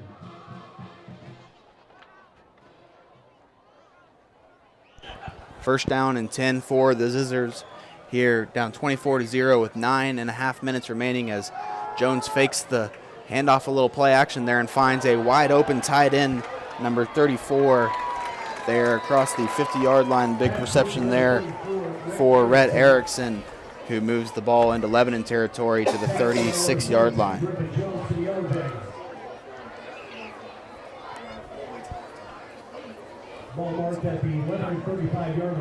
So first down and 10 for the Zizzers after a big play there. Nice momentum. And I'm sorry for the little bit of a delay. We're switching color commentators as I'm now joined in the press box by Heritage Bank of the Ozark, former Lebanon Yellow Jacket standout Kevin Waterman. Kevin, thanks for taking the time to join me up here. I appreciate you taking the time out of your night to do this. Hey, totally my honor, and I appreciate the opportunity for sure. It's a bit surreal to come back. I hate to tell you how many years it's been, but it's been a minute or two. So, first down and 10 there for the Zizzers, and Kevin, I appreciate you guys at Heritage Bank being our first sponsor of Jacket Nation Sports, and the belief that you showed in this stream from day one means a lot to me, and I appreciate all the support from you guys up there at the bank. As first down, a little pitch to Jackson Taylor on the left side, scoots forward there for about a gain of 8. Yeah, no doubt it was probably a bit overdue. We sure appreciate somebody spearheading it, taking it on, and the quality of the content that you've provided in just a relatively short amount of time you've been doing it is very impressive. And I've got to admit, every Friday night so far this season, I've been watching the game in my swimming pool from the back deck TV, so it works. Not a bad view there. Couldn't do it without our cameraman, Austin Shoemaker, to my left side, as the second down pitch there is almost fumbled, but Remy Wilson able to hold on to that, and he doesn't think he was down, but the ref signaled him down at about the 18-yard line, just short of the first down marker, so third down upcoming for West Plains. What do you think so far of the game, Kevin? I mean, obviously, quick start for Lebanon, and that's 2 straight weeks now that they've had the opponent fumble the opening kickoff, and Lebanon's making them pay for their mistakes. Yeah, if you're West Plains, you really got to be frustrated, because in a game like this, you can't afford to make mistakes. And Lebanon's definitely had a taste of that. Seems like sometimes when they go to the quarterfinals, they've experienced a bit of that. But third down called there, a little quarterback sneak up the middle, and I believe Isaiah Jones got enough there to move the chains. Kind of looked like he almost false started, but the refs no call there, and it's a first down and 10 for West Plains. I honestly thought that the game would be a little tighter myself. You look at number 10, Briggs Houston, 6'6", 223. Yeah. I could only dream of being 6'6" whenever I played high school football. I had the hands. I did not have the height, probably, or the speed. I'm surprised they haven't maybe leveraged him a little bit more. Yeah, the success that he's had when he's gotten the ball tonight, he's got the ball in open field and made a few people miss, but a first down handoff to Wilson, a nice pursuit there by the Lebanon defense, and I think that was Nick Allen, or Mason Hendricks actually, who got through the line and made a big play, and Kevin, this Lebanon defensive line has proved their worth this year. Obviously, about 6 sacks this season through the first 6 weeks, and they've been a force to be reckoned with up there.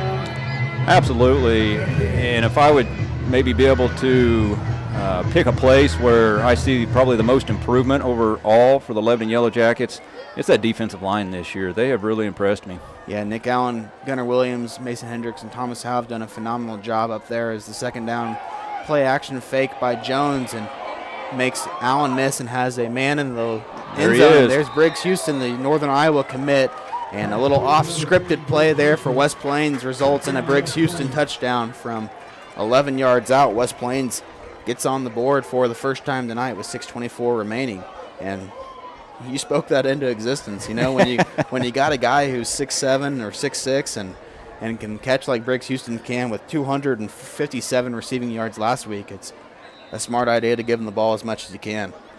Yeah, and sometimes it's those busted plays just like that. Get the quarterback out of the pocket, and you see the Kansas City Chiefs seemingly do it nonstop every week with Mahomes and Kelsey.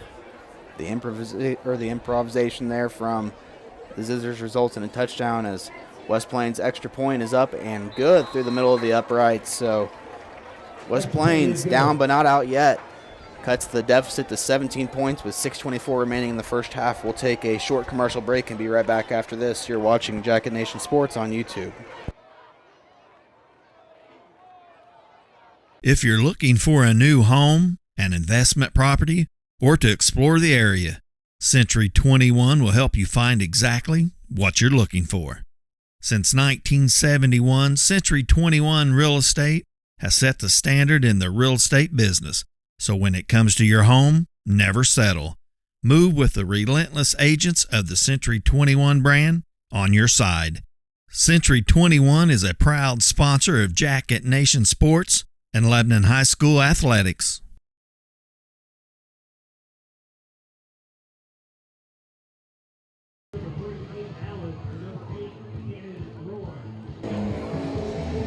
Cannon Roark and Abe Allen back to return for the Yellow Jackets as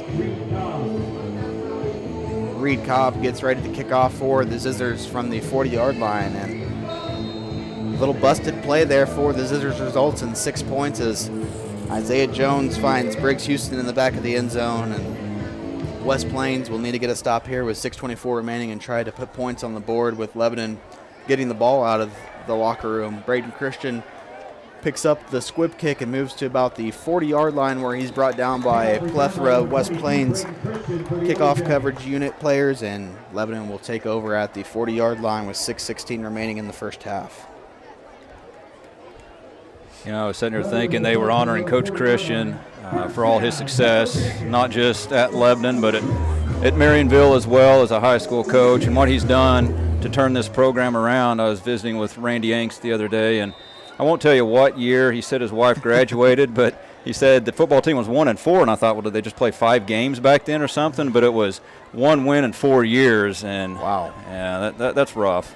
And Will Christian's done a phenomenal job from the get-go to turn this program around, and obviously it wasn't built in a day. He's just kind of kept building this program year after year, and now it's led to this, a kind of a dynasty, you could call it, so far in Laclede County for the football program. Well, and you look at the coaching staff and the consistency there. That speaks volumes to who Christian is, as well as, not just the players that want to come up and play for him, but the coaches that want to stick around. We've lost a few over the years naturally, but the coordinators, offense, defense, it's impressive. As the ball is on the ground now after some miscommunication there by Smith and Glendening, and West Plains pointing like they have it, and let's see who comes out of the bottom of the pile with it. I think Lebanon will retain possession there. So a little break there for the Yellow Jackets, and that would have put West Plains right back in this game with 5.5 minutes remaining in the first half. A fumble there would have given West Plains a lot of momentum. Yeah, that's what Coach Christian, I think, was referring to last week in the Glendale game. Just didn't come out mentally sharp and crisp like they had the prior games. And in a game like this, it's easy. Homecoming, it's been a crazy week, but keep mentally focused, keep the foot on the gas pedal, and let's put the ball in the end zone here before halftime. Smith drops back to pass, rolls out to his right, and has Bowling, and that pass is broken up there. So Lebanon offense not able to gain a first down there, and we'll see the punt unit for, I think, the first time in 2 weeks. So Avery Starnes will come out to do the punting, and Lebanon will punt the ball back to the Zizzers. So nice defensive stand there by West Plains, and obviously when you have a Joel Wyatt coach team like the Zizzers do, you know they're not just going to go away easily. No, I think their record's a little bit deceiving too. It's easy to think 3-3, but they've hung over 30 points in 4 out of their 6 games this year. They've got an offense. Yeah, they do a good job of running multiple formations as Starnes' kick is away and will be touched down at about the 21-yard line by Cannon Roark. So West Plains comes back out on the field on offense, down 24-7. They'll need to put some points up before the locker room, as Lebanon will get the ball coming out to start the third quarter with 4:42 remaining in the first half. Have some love for you so far in the chat. Somebody said, is that the Kevin Waterman? What a legend. Lebanon's own Randy Moss, number 84. So some love there. Some love there for you getting compared to Randy Moss. I didn't know you were like that in high school. Oh, we had some good times. John Roper also checking in saying Waterman's a natural. So look at that, man. You've only been on the broadcast for 5 minutes, and you're getting a lot of fan love. First down handoff there to Remy Wilson goes for about 2 yards. We'll have to say probably the most memorable catch of my career was 23 years ago right here, homecoming night versus Parkview. The one-handed catch here on the sideline, the north side of the field, 20-some yard line, set us up for the game-winning field goal as time expired. Lebanon versus Parkview. There you go. So that's what homecoming's all about, getting to relive those glory days, as Jones throws it outside to Remy Wilson, but refs call it a forward pass, and it will be 3rd down and 8. So Lebanon defense making a few good plays early on here, and we have some scores from around the area to bring you guys. Branson with a 7-6 lead over Republic, and Hillcrest up 8-7 over Camdenton, so something to definitely keep an eye on with the Lakers coming to town next weekend.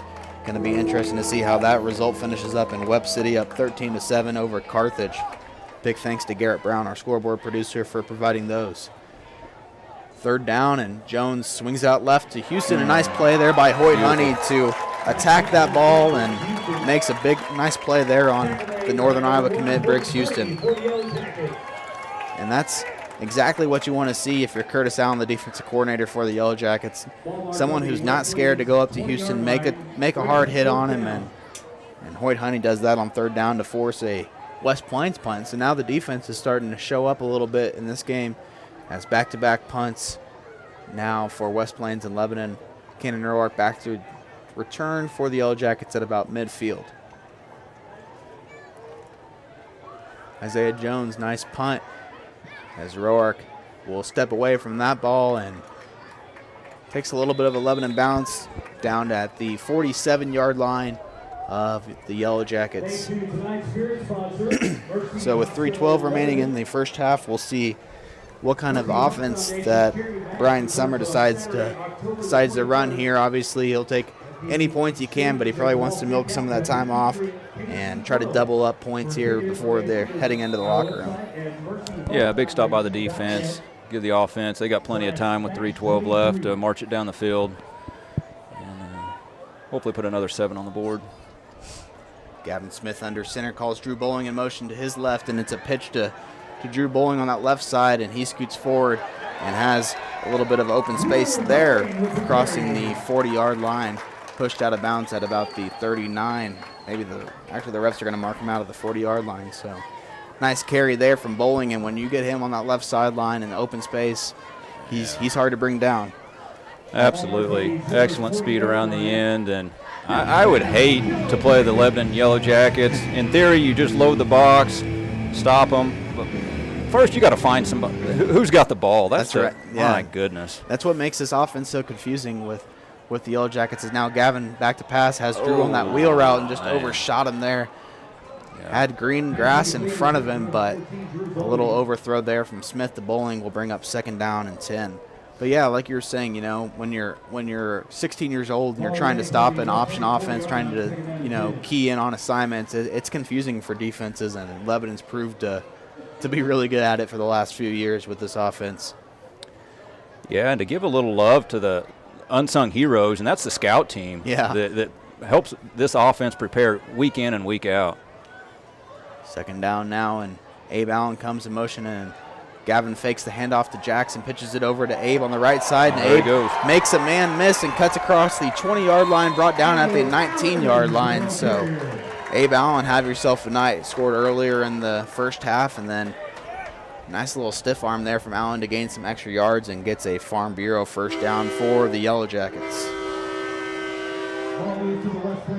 But even these incompletions, that's what you like to see. And, as a coach, you got to be careful. You don't want to start revealing all your wrinkles.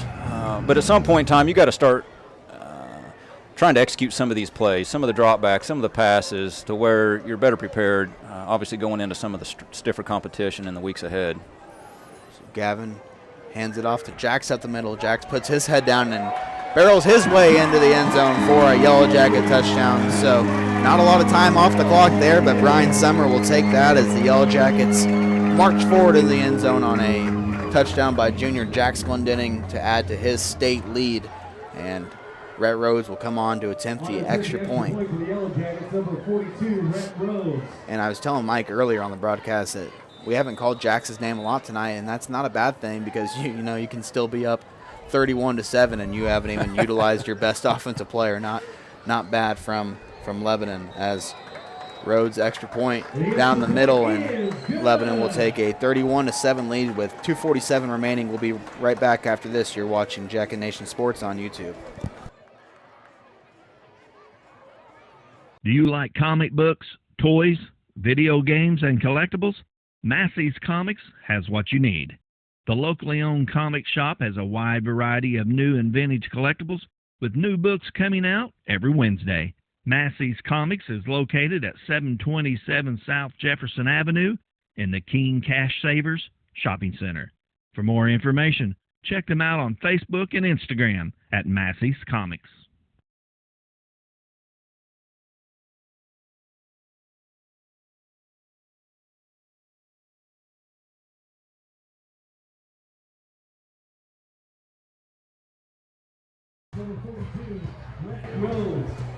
Rhett Rhodes set to kick off for the Yellow Jackets, as West Plains will have Remy Wilson and Jackson Taylor back to return.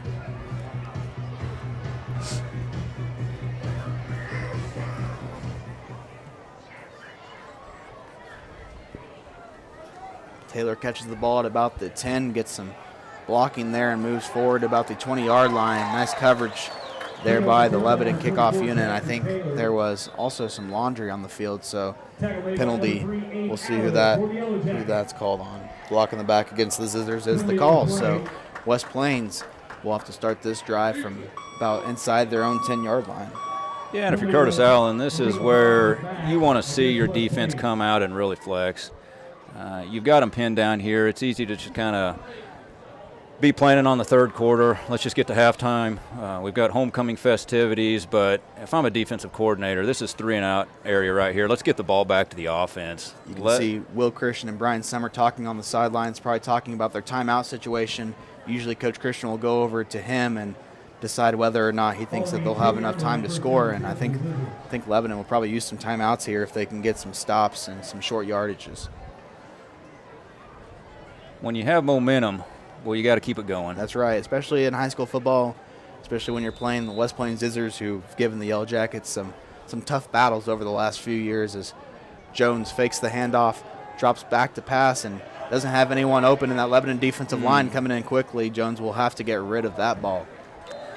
Yeah, it's easy to look back and say, well, they lost 3 Ozark Conference games last year, but then all of a sudden they caught fire in the districts, ran through the quarterfinals, and landed in the Final Four. Yeah, so, I mean, and that was in Joel Wyatt's first year. Obviously, they graduated a lot of talent from last year's team, but still, I mean, for a team like that to struggle early on in the season, but then able to gain that momentum, as you stated, and, make a run, that's saying a lot about your head coach and the program that you have.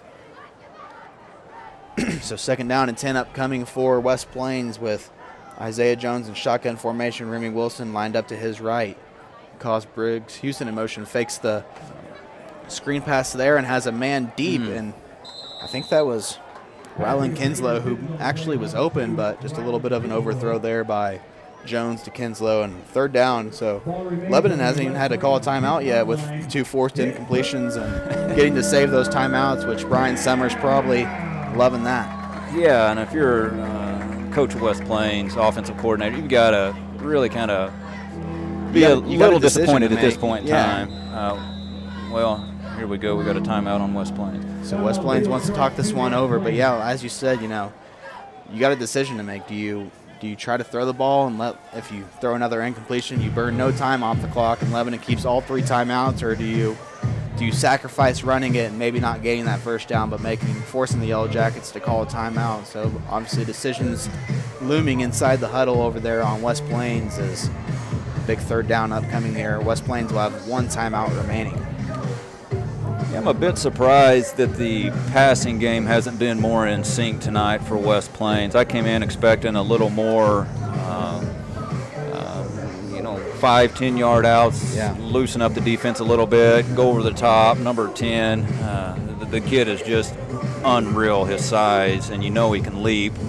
I'm just not real sure why they're not utilizing him a little bit more, but hey, it could be that maybe the Jackets are just doing a better job of scheming him. I kind of thought the same thing. Lebanon kind of showed that they might have been susceptible to the deep pass last week with Glendale scoring some long touchdowns, but not a lot of deep shots so far by this West Plains defense, and you got to give the coaching staff for Lebanon credit to kind of shore some things up and making sure guys are in the right spot this week. As third down and 10, Jones fakes the handoff and is almost brought down. It is throws it right into the hands of Thomas Howe, and Howe scoots over to the right side and reaches for the end zone, and I think he will be marked down just short. But Thomas Howe, what a play there by the senior captain, dropping the D-line into coverage and throws the ball straight into the midst of Thomas Howe.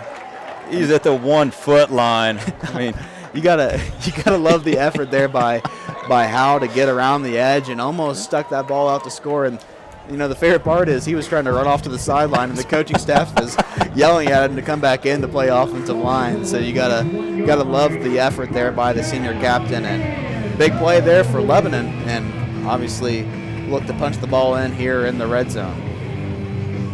And that's what I'm seeing out of this year's Lebanon Yellow Jacket defense that maybe we haven't seen as much of in the past. You mentioned that depth from the D-line being something, a line of improvement in your eyes, and I thought Gavin Smith got enough to get into the end zone there, but the ref marked him just short. But that's probably a good thing for Lebanon. Run some more time off the clock, and as now a penalty. I think they called unsportsmanlike conduct on Gavin there, and so Lebanon not doing themselves any favors right there with a sportsmanlike penalty. Yeah, but a lot of teaching opportunities. You got to remember, 16, 17, 18-year-old kids, it's easy for us to sit back here and say, come on, don't lose your cool, keep your composure. But when you got the pads on and you're in the heat of the moment, and legitimately it looked like he scored a touchdown. And I thought he was in easily. Yeah. But now 15-yard penalty, though, and might have to see some play action here as Cannon Roark and Hoyt Honey check in, as 2 wide receivers, Nick Allen and Quentin Hendricks, check off. As we go deeper into October and early November, those are the types of penalties you just can't have when you're playing. Right. Yeah. And, I mean, that will be something that Coach Christian and Brian Summer point out to Gavin, that was not a smart penalty there, but now a end around to Roark, and he has some room on the left side and gets around the 10-yard line to the 5 and into the end zone, but a flag there thrown late. And nice blocking, I thought, by Hoyt Honey and Thomas Howell on that left side, but might be holding against the Yellow Jackets, and this one might be coming back. Yeah, I don't know who they've got it on, but I noticed the same thing. Hoyt Honey locked up 7-8 yards down the field, shoving the cornerback off the ball. And I mean, you talk about a guy with speed. Cannon Roark just showed off some speed there, was able to get around the edge and made some nice moves and scooted his way into the end zone, but the refs throw a flag, and we'll see what the call is down on the field.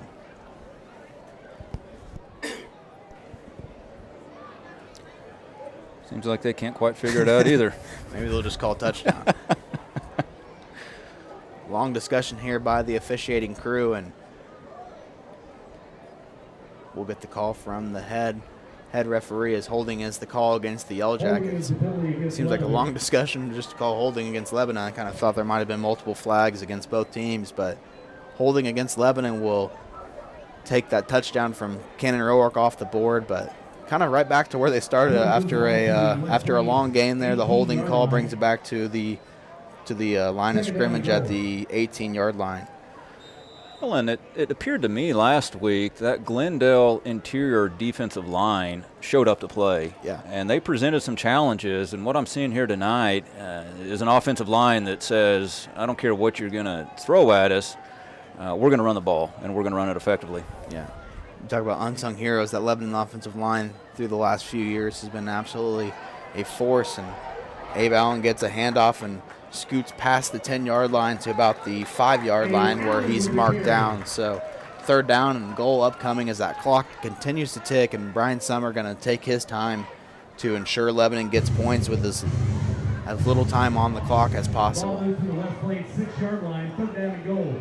And it appears, if I recall correctly, there's been a couple games this year that we've got down in the red zone, and maybe even within 10 yards, and have coughed the ball up. And it's little things just like that. If I'm a coach, I'm saying, all right here, we've got to focus, ball control. Let's get this ball in the end zone. Yep. Let's not get too far ahead of ourselves, stick to the fundamentals, and capitalize on the momentum that we've got going into halftime. Now the clock is stopped, and Coach Christian out there talking to that sideline official. I don't know what is going on out there as play clock is stopped at 25-2, and now they'll wind down the clock. I think the clock had stopped after that initial play, and they were running down the time to get it back to the original spot. And now Coach Christian will wait till 1 second on the play clock and use his first timeout of the half to set up 3rd down and goal. What if you're a player on the Jackets right now? This is kind of how you wanted it to be going into halftime up big. You're going to be able to get, hopefully, a lot of the younger players on the field in the second half and get a lot of experience there, which will definitely bear fruit in the years to come.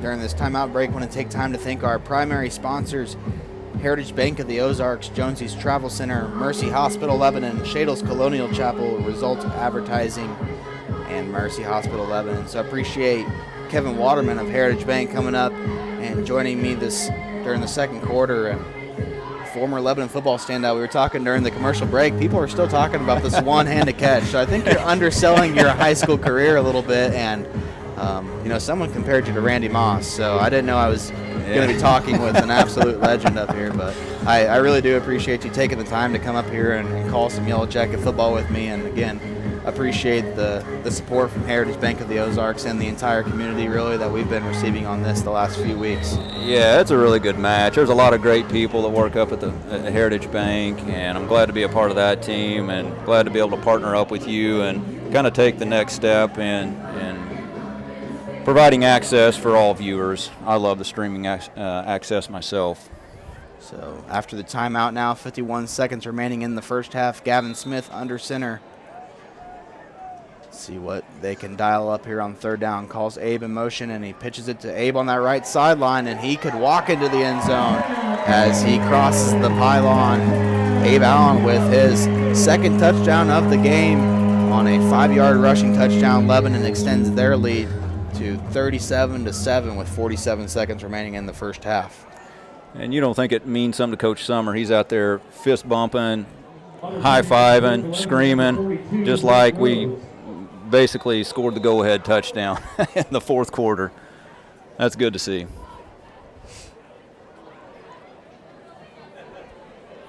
Rhett Rhodes on to attempt the extra point, and it is good. So I can't understate the job that Rhett Rhodes has done in the kicking game the last few weeks for Lebanon. Always a nice advantage to have in your back pocket when you've got someone who's been as accurate as he has these last few weeks. Yeah, for sure. We were blessed to have Nick Admire as our kicker my senior year. Did a great job, but I know he went down one game and they had me as the backup kicker, and let's just say it's a whole lot harder than it looks. Rhett does a great job. Nick Admire checked into our pregame show saying he was making the drive from Kansas City to Columbia tonight to watch the Tigers take on LSU tomorrow. So a big game looming for Eli Drinkwitz and the Missouri Tigers tomorrow as well. Oh, it is. Top 25 matchup in the SEC. It's a pivotal game for them, an opportunity for sure for Mizzou to state some dominance in a conference they've struggled in for quite some time. Yeah, so Rhett Rhodes will come on to kick, and if you're West Plains, you're at this point in the game, you're just trying not to implode before the half, but we'll see what they dial up with 47 seconds remaining in the first half.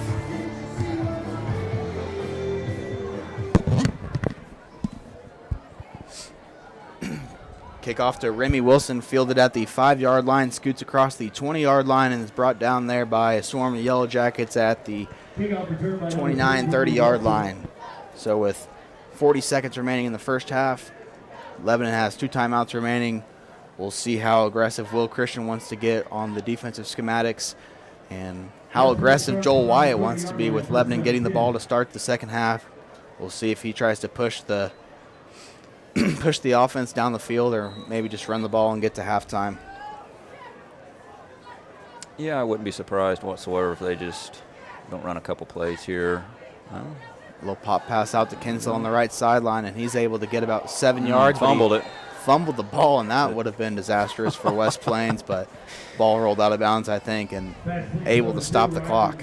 Well, and you hate it for, any team, but West Plains, you got a 2-hour drive approximately, and you come up here, and from the very first kickoff, things just don't go your way. And that's the way it goes sometimes. There's no doubt about it, but you hate it for their kids. They've prepared all week. They're excited, and they come in here, and it's just not gone their way whatsoever. Second down and 2 now after the fumble that went out of bounds on a little pop pass to Kinslow, and now another little bubble pass out to the outside there, and that was Will Stauffer who caught that ball.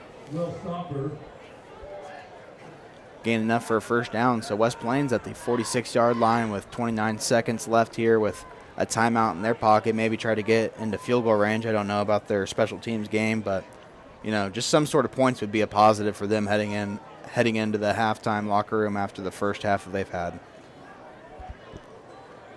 Snap to Jones, and he rolls out to the right. Has a wide-open Kinslow who will gain some extra yards there. Nobody home there for Lebanon, and gained about 6 extra yards after the catch, able to step out of bounds as he moves into Lebanon territory. First down for West Plains. Well, that's one thing playing secondary in my career. It's tough at the high school level, especially when you start spreading 4 and 5 receivers out wide. To be able to communicate in the secondary, covers 2, 3, whatever the coverage is, and be able to cover the flats, the zones. And what we're seeing right here is a little bit of that. Yeah, they're just picking Lebanon's defense apart a little bit. This Lebanon playing some soft coverage, and another pass out to the outside line to Kinslow. He's able to get about 5 and step out of bounds. So short yardages, but not a lot of time running off the clock either if you're West Plains, so you'll take that. And that's what, looking a little bit forward to next week, what are you thinking there? That you've got Cade Durnan and that Camdenton spread offense that, oof. Yeah, they've been playing some of the best ball in the Ozarks these last few weeks, and but we mentioned earlier they're down 8-7 to Hillcrest, so maybe looking a little forward to that matchup next week, as need to take care of business at home first against Hillcrest. But nonetheless, yeah, like you said, Par Pitts coming in, replacing a legend like Jeff Shore, and being able to pick up right where he left off, 6-1 record with a kind of a fluky loss to Kickapoo.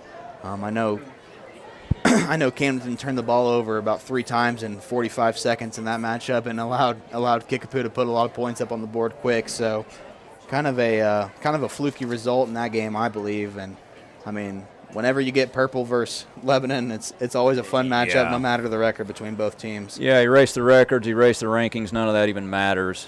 And for sure, that loss to Kickapoo is a bit mysterious. I watched some highlights of the Bolivar game, and I was talking to a guy Monday night, and he said, "Hey, I think Lebanon, it's not going to be an issue." Okay. And I had to disagree. I said, I don't know. With the film I'm seeing on Camdenton, they're going to put together a really tough test for the Yellow Jacket secondary. Out of the timeout now, Isaiah Jones will have Remy Wilson to his right side as he rolls again to the right side and tries to look for Houston, but nobody there, and kind of forced to, he did actually have Houston, but Houston dropped the pass, and nice. Again, we talked about off-scripted plays for the Zizzers probably being their best friend tonight, and Isaiah Jones almost made another great play there off a non-scripted play, but incomplete pass to Briggs Houston.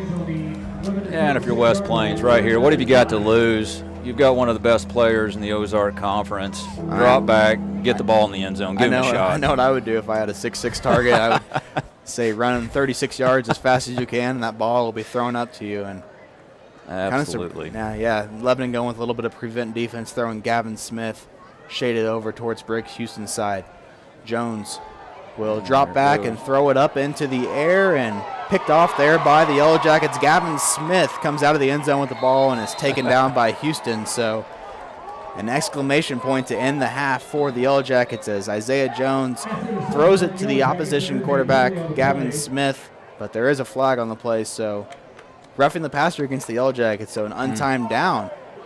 So an unnecessary penalty there from Lebanon gives the gives the Zizzers another shot at this, and I think the refs just threw another flag for unsportsmanlike against Lebanon. So, we talked about ending the half on a positive note, but Will Christian's going to go into the halftime locker room fired up at his players after this little debacle here to end the first half.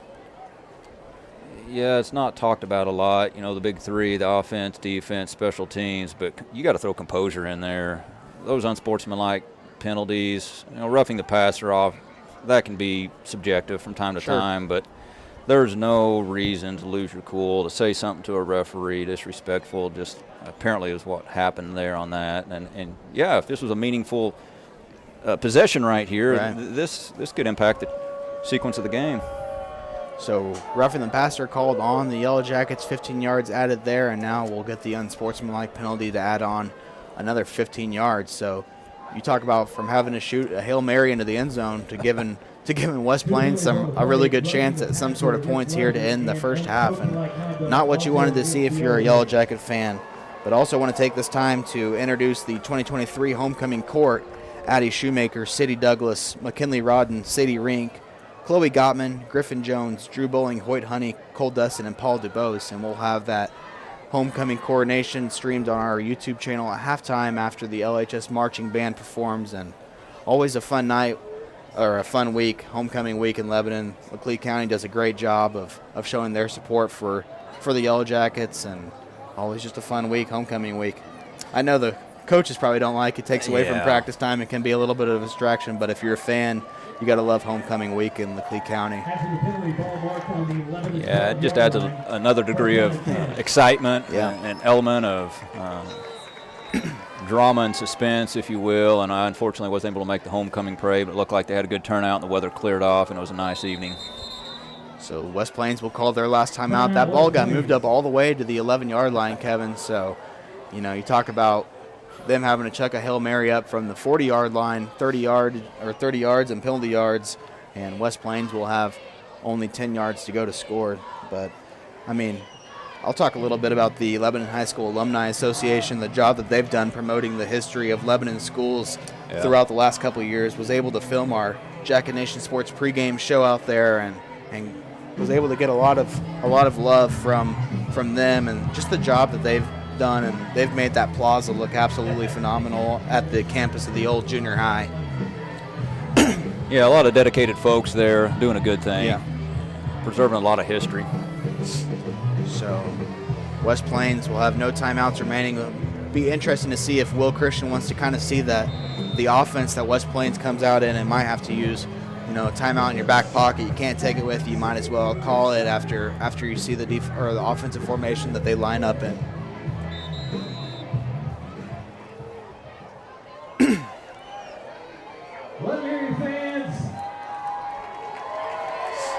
So from the 11-yard line, it'll be an untimed down here as the Zizzers look to put up points before halftime. And now another. West Plains call that? They weren't supposed to have any left, so I don't know. on the scoreboard, it says they have 2 left, but our scoreboard producer, Garrett Brown, has been on the ball here, and I don't think they had any timeouts left, so maybe they signaled the wrong way or what happened there, but an extra timeout granted for West Plains. Well, regardless, if you're Coach Christian, you're looking at... You did get to look at that offensive formation that they came out in, so, get some extra time to talk about it with your guys and tell them to be smart and not give West Plains any more extra opportunities to put this ball into the end zone. Yeah, it looked like Tripp's right. The single out here to the left, and you've got to watch, try to keep them from going on the inside of you, but at the same time, don't play too far off the ball. You've got the end zone waiting on you. Got to watch out for that off-scripted stuff there also from Isaiah Jones, and make sure you keep at least 2 bodies on Briggs Houston also. Yeah, and as a defensive coordinator, these are opportunities I like. If I really trust my corners and my safeties, get them right in their faces, get them at the line of scrimmage, because it's timing, and that gives you enough time for your D lineman to get on the quarterback. So Briggs Houston will line up to the left side by himself. He'll have a couple of Lebanon defenders on him. Looks like Gavin Smith will... Got some confusion. Will man him up with Abe Allen and help side, trips to the right side. Isaiah Jones takes the snap, looks for someone to throw to, has Kinslow in the right corner of the end zone, but overshoots him, had him, but we've seen that overthrow from Isaiah Jones a few times, and that time it cost him 6 points. So we'll head into halftime as the Lebanon Yellow Jackets lead West Plains 38-7. We'll have the 2023 homecoming coronation at halftime, and want to take time again to thank Heritage Bank of the Ozarks, Kevin Waterman, for joining me on the broadcast tonight. And Kevin, not a bad debut for you on the mic. Yeah, it's been good.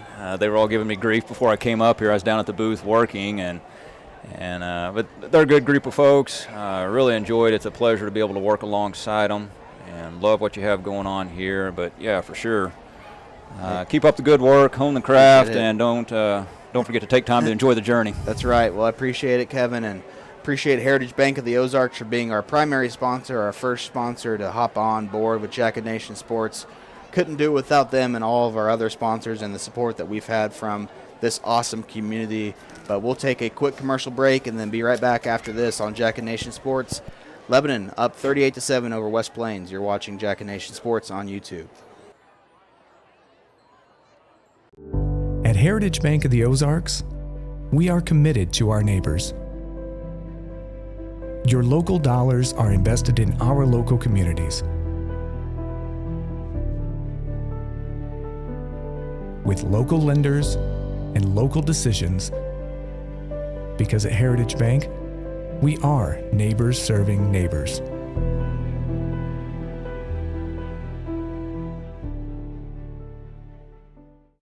Hey, let me tell you the secret successful businesses already know. It's all about branding. Get recognized and get results. Results advertising, logos everything you can logo, like apparel, hats, mugs, signs, and banners. Branding your business is what results advertising does. Getting your name out there and on anything branding your business. The secret is results advertising in Lebanon at resultsadv.com and 417-533-7741. Losing a loved one is painful, but at Shadle's Colonial Chapel, we make the hard times a little easier to bear. With affordable funeral and cremation services, we offer 2 spacious chapels, a full-service banquet area for families to gather, plus the latest technology for honoring your loved one. Our website has everything you need, from pre-arrangements to flowers, even a place to reminisce. Let us help you remember your loved one. Shadle's Colonial Funeral Chapel, the area's most often selected funeral service. It's a beautiful morning, Scotty, and we have an early game today. That injured list, it's getting longer by the minute. Not to mention, there's apparently a nasty virus sweeping through the locker room. Yeah, but these players, they're in good hands. All of them need to feel their best this season, Scotty. Yes, they do, Jack, because this team is on track to win it all this year. Every day, Mercy's team is ready to take care of yours, bringing you the care you need now. Find out all the ways to access Mercy at mercynow.net.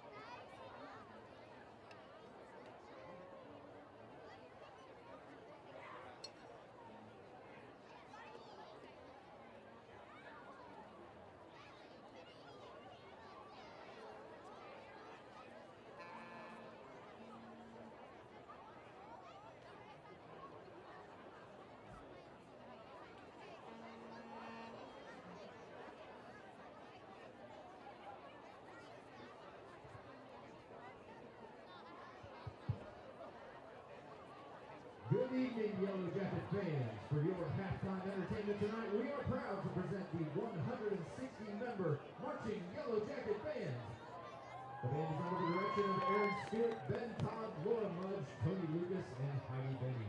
Our color guard instructors are Tori West Staples and Maddie Dexter. The band competed in the Lafayette Contest of Champions this past Saturday at Lafayette High School in St. Louis, taking third place in our preliminary class.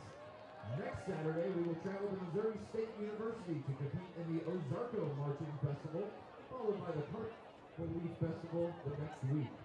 We look forward to performing our entire show next Friday nights.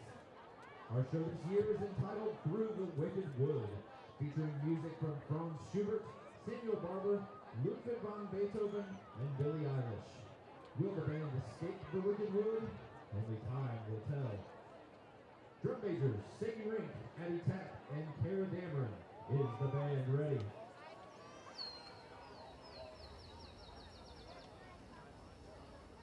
Levin Band, you may take the field. Wander not into the wicked wood, where sirens roam at will, charming hearts to every hill.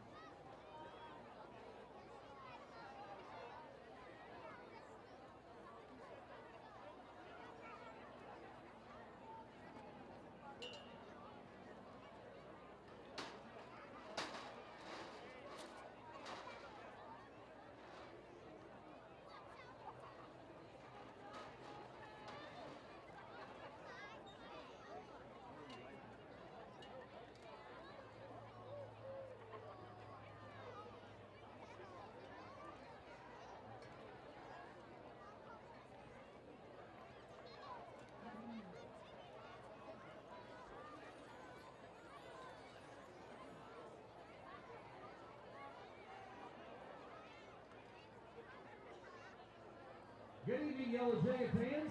We would like to begin our homecoming coronation festivities at this time.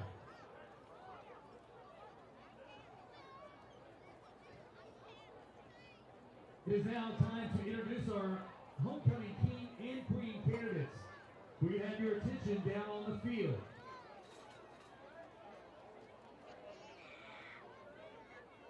Our first queen candidate is Miss Sadie Douglas.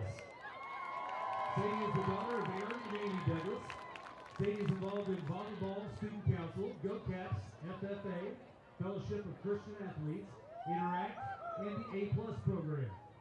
Sadie's planned after high school to attend OTC to get her degree in nursing and then further her education in the medical field. Her role model is her papa. She says his love for the Lord and the people around him push me to be a better person daily. I strive to be more like him and have his bright smile that shines the light of Jesus to everyone. I couldn't be more thankful for the impact that my papa has had on my life. Sadie is being escorted tonight by her parents. Our first queen candidate, Miss Sadie Douglas.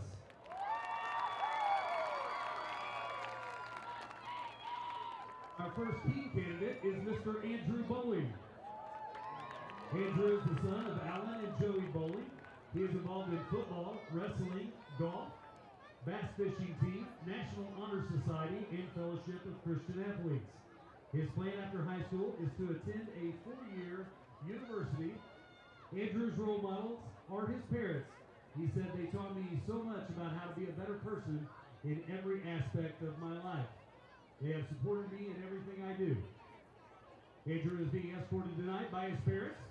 Our first king candidate, Mr. Andrew Bowling.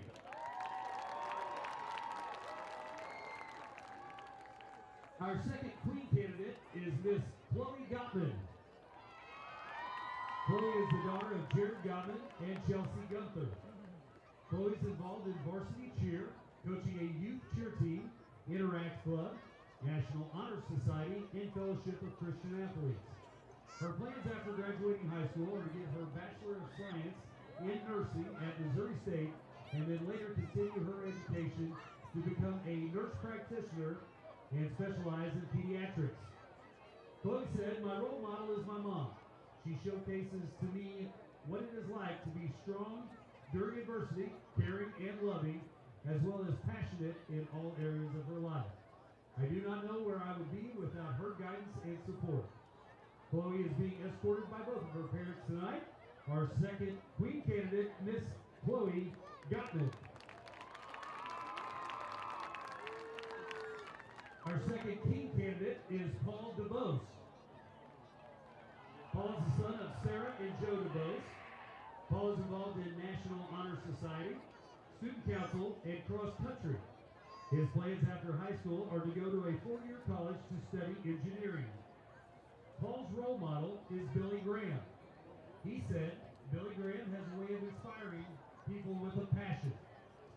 Escorting Paul tonight are his parents. Our second king candidate, Mr. Paul DeBose. Our third queen candidate is Miss Sadie Reed.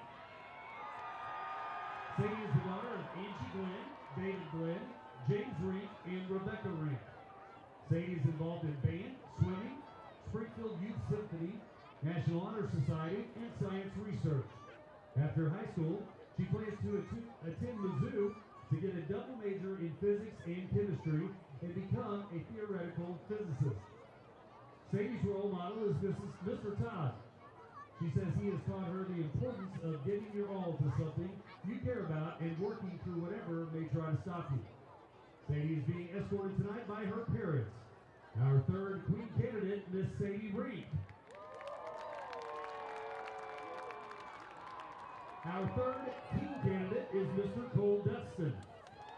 Cole is the son of Shane and Christy Dustin. He is involved in baseball, National Honor Society, and Fellowship of Christian Athletes. Cole's plan after high school is to love God and love people. Cole said his role model is Jesus because he is the perfect example of how to live your life. Cole is being escorted tonight by his parents. Our third team candidate, Mr. Cole Dustin.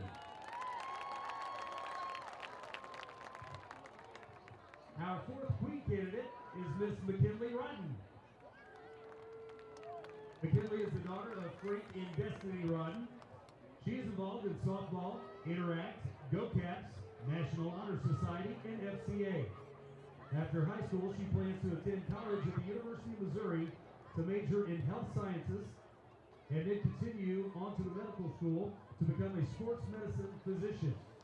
McKinley said, "My role model is my brother Dylan because he pushes me to be a better person and Christian. He works hard for everything he has, and I've always looked up to him." She's being escorted tonight by her parents. Our fourth queen candidate, Miss McKinley Rodden. Our fourth king candidate is Mr. Hoyt Honey. Hoyt is the son of Jeff and Krista Honey. He is involved in the Fellowship of Christian Athletes, baseball, and football. Hoyt's plan after high school is to attend lineman school. Hoyt's role model is his dad. Hoyt says, "My dad is a hard worker. He never complains about the long days he's worked, and he's always willing to do anything for me and my siblings. He is also always there to watch me participate in sporting events. Thank you, Dad." Hoyt is being escorted tonight by his parents. Our fourth king candidate, Mr. Hoyt Honey.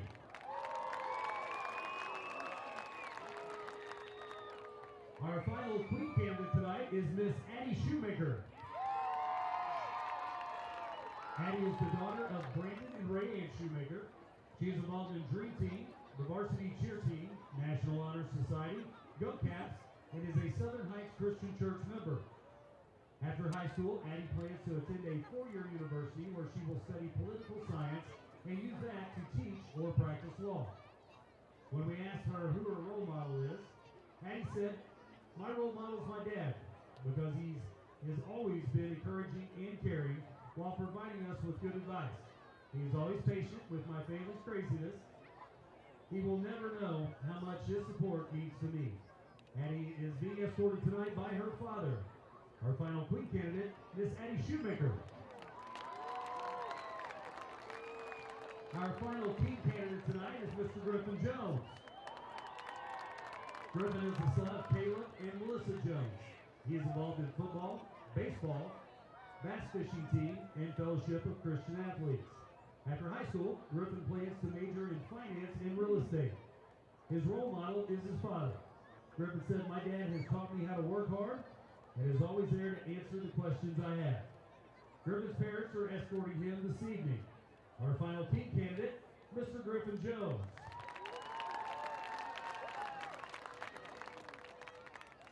In the absence of the 2022 homecoming king Jacoby Fultz and Queen Reagan McCowan, the homecoming coronation chairs, Junior C.C. King and Senior Emma Davis, will be helping crown the homecoming king and queen this evening.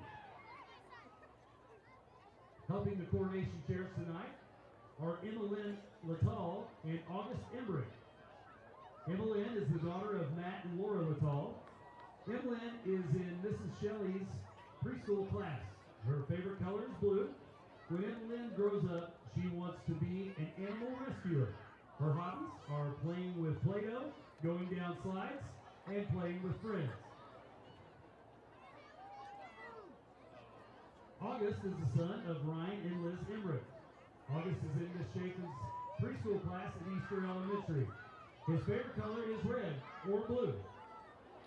When August grows up, he wants to be a firefighter. His hobbies are playing with toys and going to the lake. Please welcome Emily Littall and August Embrick.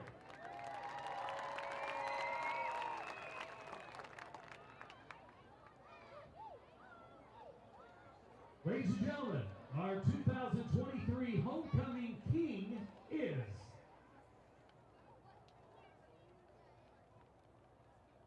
Mr. Hoyt Honey.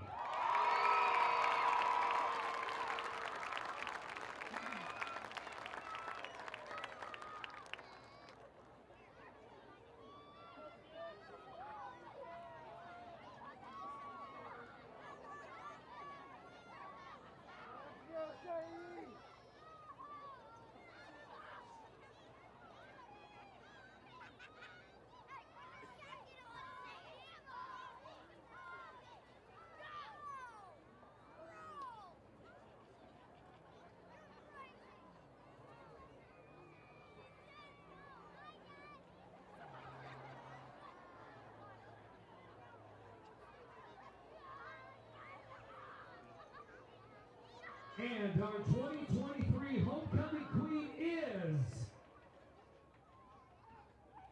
Miss Sadie Rink.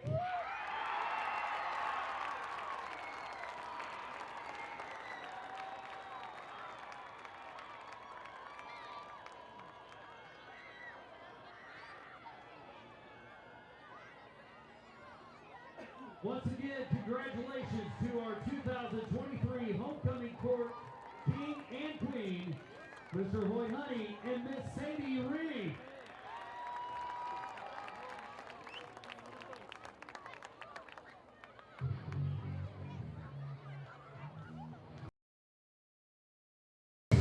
Joining me now on the Jacket Nation Sports Halftime Show is Lebanon High School boys wrestling coach Nathaniel Rogers. Coach, appreciate you taking the time to join me up here. Thanks. Yeah, thanks for having me. So and thanks for the hat. Yeah, man. Repping the merch, so appreciate that. And last year, your first year as the Lebanon High School boys wrestling coach, finished 9th as a team at state in Class 4. But, you know, how would you assess last season as a whole for you in your first year? Yeah, so it's kind of a whirlwind. I was second-guessing myself quite a bit the whole time, but we finished strong, had a good end of the season. We took 7 boys to state. We had 4 medalists, like you said, finished 9th as a team, and in Class 4, that's the most amount of boys we've taken, the most medalists we've taken, and the highest we've placed. So great year for you guys last winter, and you know, last year you graduated some key seniors, Davis Joyner and Cade Musha, among others. But, you know, what did that senior group mean to your team? And obviously a lot of wins combined between Cade and Davis. But what did the whole senior class mean to your team last year? Yeah, that was a great leading class. We had guys that led by example and just vocal leaders on the team. They were guys that they really stepped up. Anytime I needed anything, I could get a hold of them, and they'd get the team in line. So, you know, that's going to be missed, but we also have some guys coming in that can fill their footsteps in that role. We'll talk about some of them right now, and a few of your key wrestlers from last year playing on this year's football team.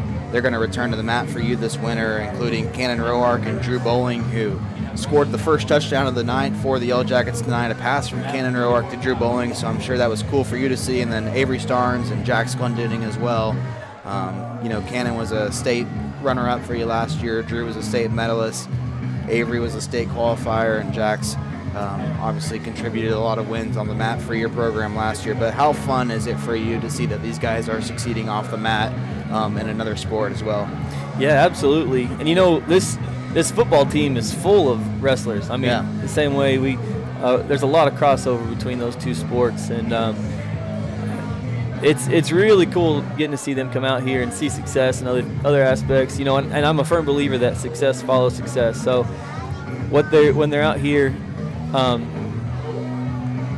showing off on the football field, I know it's going to be a good wrestling season too. We're going to see those things, and so I'm pretty excited for all that. You know, it's not just those guys. I'm telling you, this team is full of wrestlers. There's a whole bunch more out there. Right. You were telling me before we went on air that you guys have started some preseason workouts, and, you know, you're still having, you know, 15 to 20 guys come in, but you said the majority of your guys that you're missing right now are on the football field on Friday nights. So, you know, a lot of success there for the football team.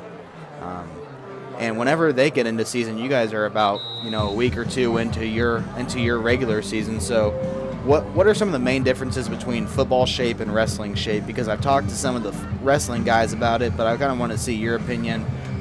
You know, sometimes those football guys can kind of start a little sluggish out of the gates because they're not quite in the wrestling shape. So what does that wrestling shape look like compared to football shape? Yeah, it's a little different. There's not a lot of rest and recovery time during a wrestling match. It's kind of 6 minutes full go, and so you get into a different type of fitness, that's for sure. But a lot of the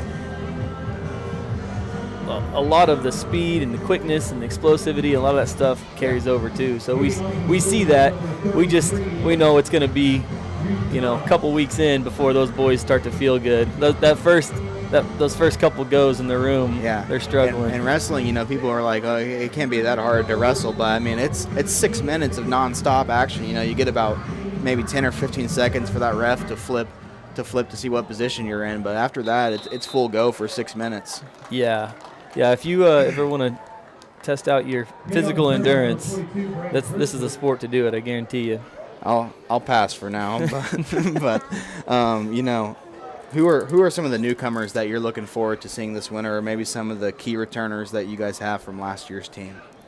Yeah, so losing a couple of our seniors does hurt, but everybody else that's coming back is going to be even better, and so I'm excited for that. We're filling in any of those gaps with a couple of new guys coming in too. So we've got some young freshmen coming in that are going to do well. Got some lightweights, a couple of bigger guys coming in. So I'm pretty excited for what Lebanon Wrestling is going to be, what the future holds for us. No doubt. Jackson Glendenning gets about 8 yards there on the first play. I'm joined by Lebanon head boys wrestling coach Nathaniel Rogers. Last question, and I'll let you get out of here. But what are some of the things that you're looking forward to most about this upcoming season with the group that you have?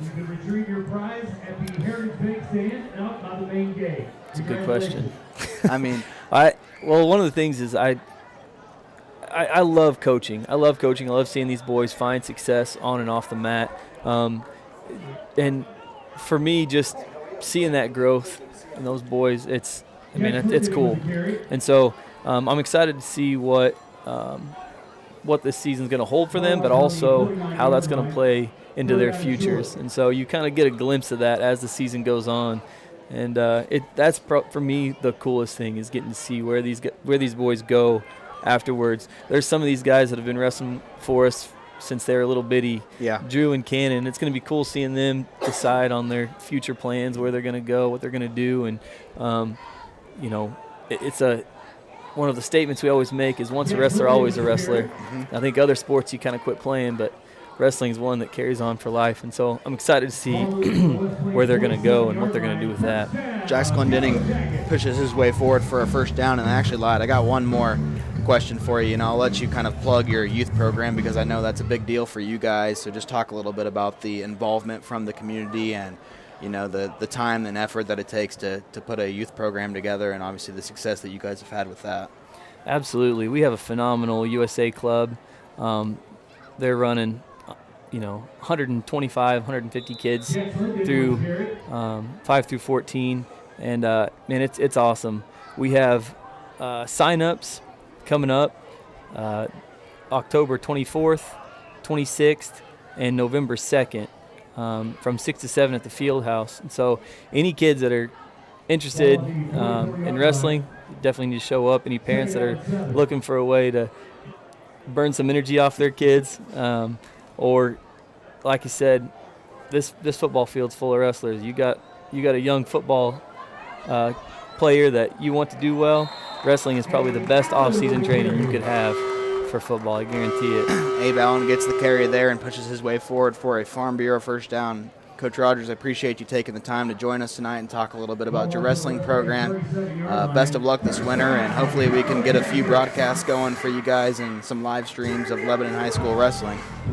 That'd be awesome. I appreciate it. Awesome. Thanks, Alex. We'll see you. That was Lebanon High School boys wrestling coach Nathaniel Rogers joining us for the halftime show tonight. A lot of success there on the mat for the Yellow Jackets and the Lady Yellow Jackets as well. As first down now, and the counter to Abe Allen, and he scoots his way forward up the middle, and Abe might go to the house on this one, gets across the 10-yard line down to the 2-yard line. Abe Allen, have yourself a night, young man, as he gets down to the 2-yard line, first and goal for the Yellow Jackets.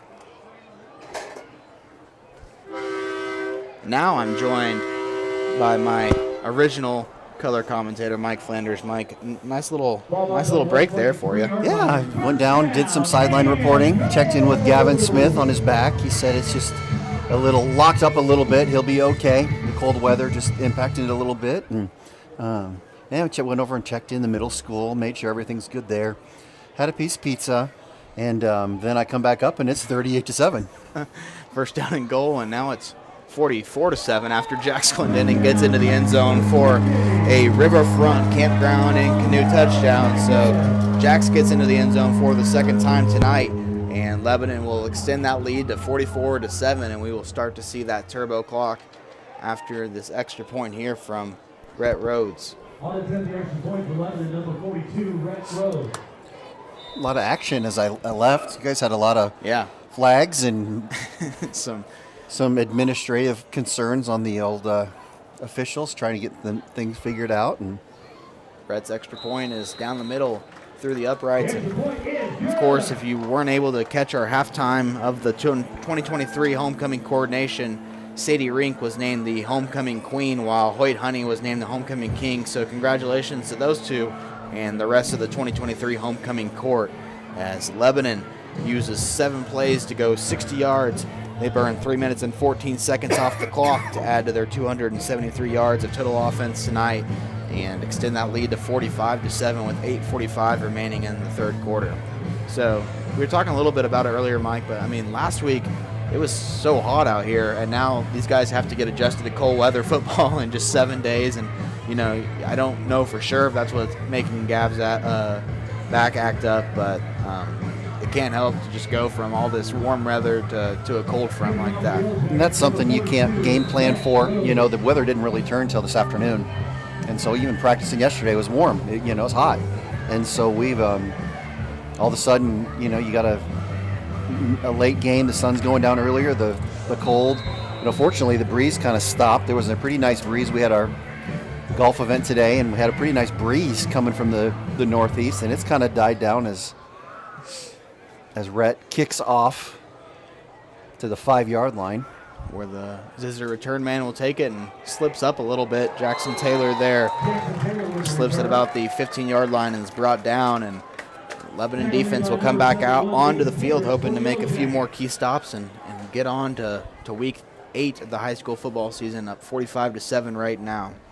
Gotta say, Alex, impressed by, you know, we heard about the D1 commit, Briggs Houston. It's pronounced Houston, it's spelled H-U-G-H. It's spelled a little different, but impressed by him. Athletic.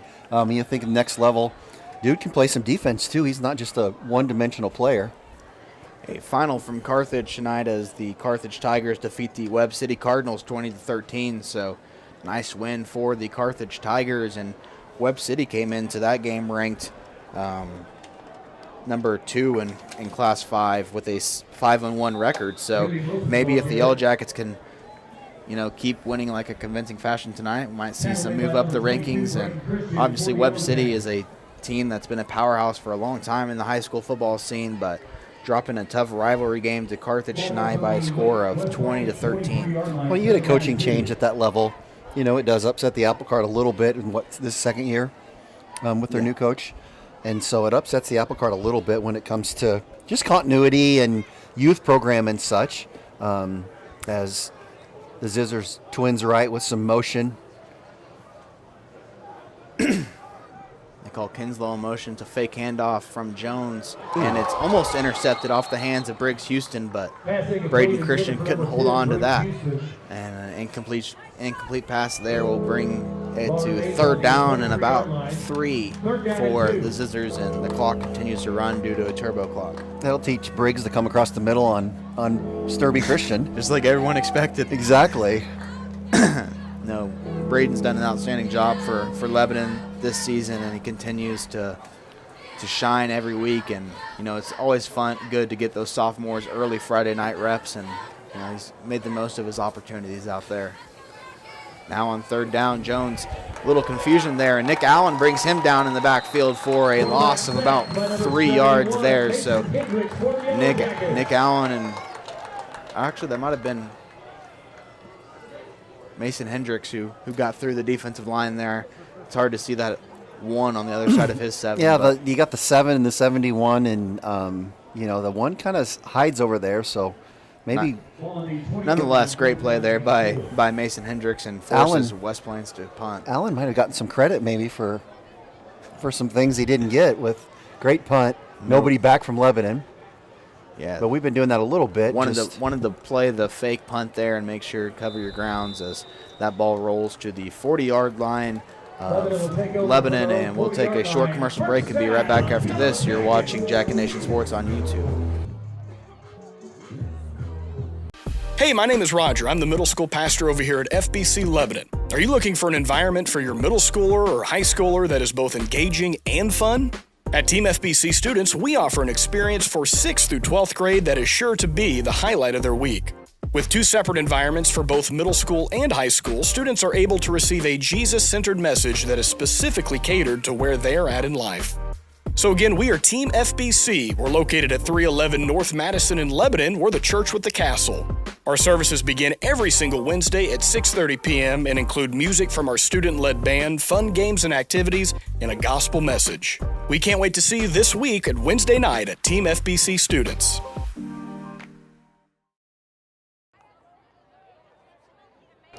Jax gets the first down carry there for Lebanon and moves forward to about the 43-yard line after a gain of 3. So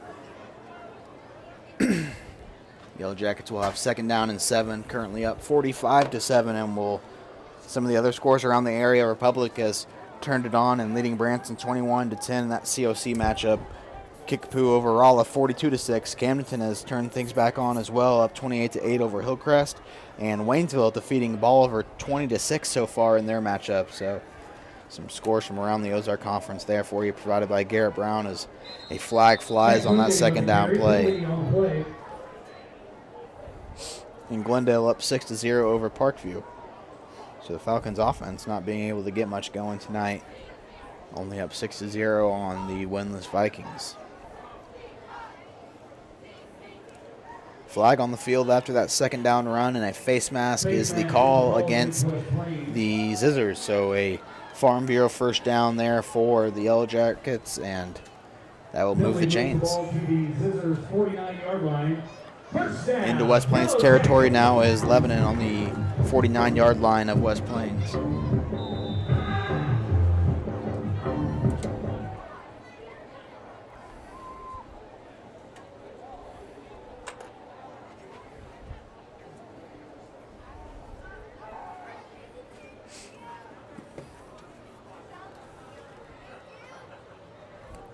Definitely taking time here, Alex. And Lebanon's kind of gone to this bunch thing, bringing, figured with some line changes, we might see some new, but this has been exciting.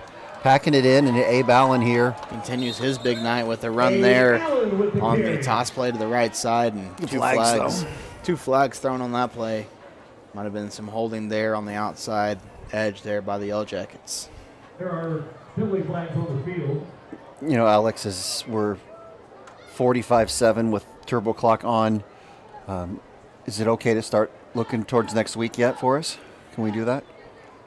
I mean, as long as the coaching staff doesn't hear that we're talking about next week in the 3rd quarter, I think we could get away with it up here. But yeah, that matchup against Camdenton, I mean, that's going to decide the Ozark Conference Championship. Lebanon with back-to-back Ozark Conference titles will look to play for their 3rd straight conference championship. And the job that Camdenton has done throughout these last couple of weeks after that loss to Kickapoo in week 2 is, you can't say enough about the job that Cade Durnan and Par Pitts have done for the Lakers. And it's just not one person on offense. They seem to have a different guy each week that can explode at any time. So Lebanon will have their hands full with the plethora of weapons that Camdenton has to offer. But the X factor, the friendly confines. That's right. We'll be here in the Black Hole and have that game broadcasted for you guys here on our Jacket Nation Sports YouTube channel. As Gavin Smith fakes the handoff, drops back to pass, and finds Drew Bowling for a gain of 13 or 14 there. So nice to see Gavin get going with the passing game. Doesn't look like that throw affected his back at all, so that was always good to see a Farm Bureau first down for the Yellow Jackets. Bolivar up 21-20 now over the Waynesville Tigers after a couple scores there from the Liberators. Appreciate that update in the chat.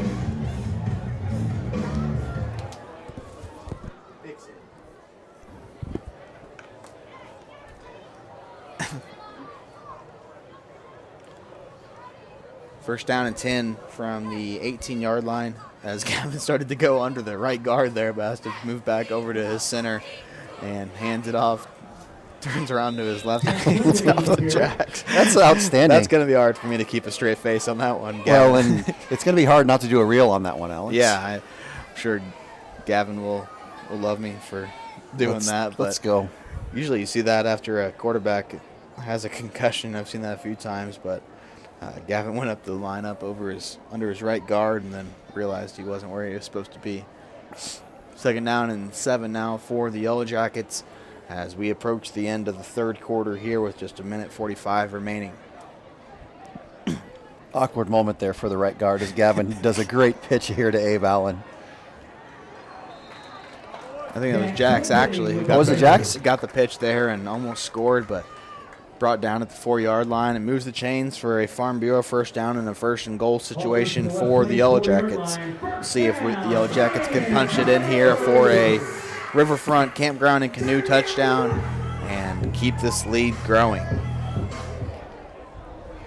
Yeah, if you're the right guard there, you're just a little bit surprised when you feel the hands.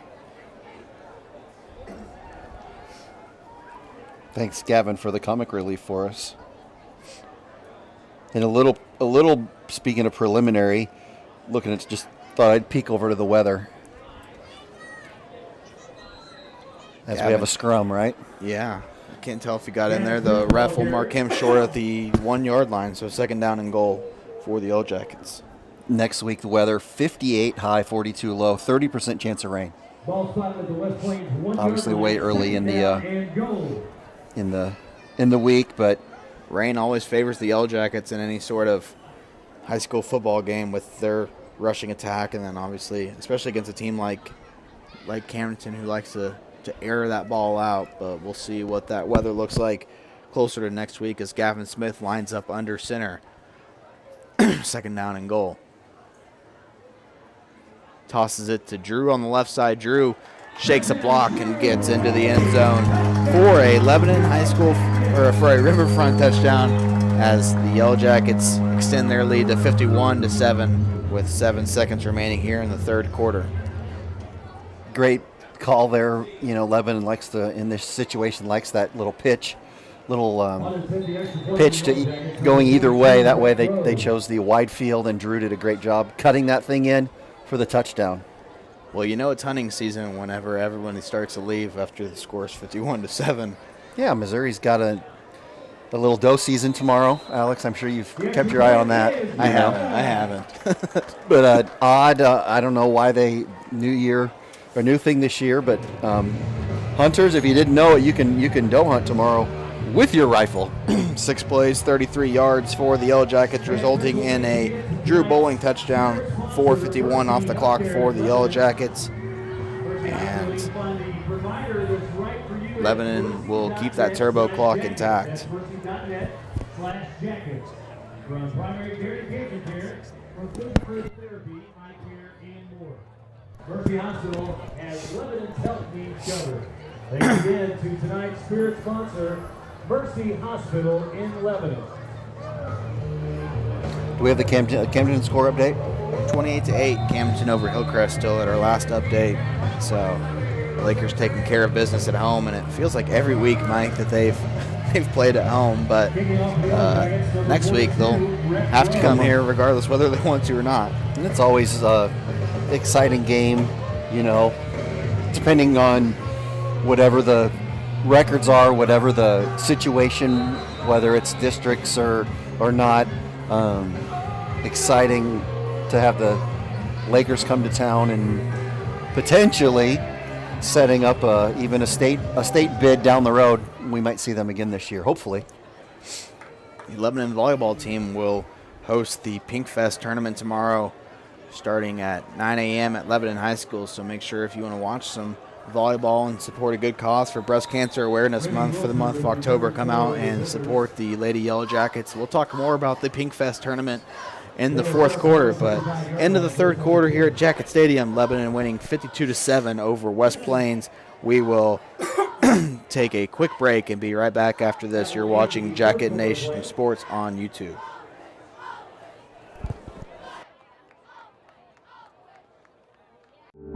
At Heritage Bank of the Ozarks, we are committed to our neighbors. Your local dollars are invested in our local communities. With local lenders and local decisions, because at Heritage Bank, we are neighbors serving neighbors.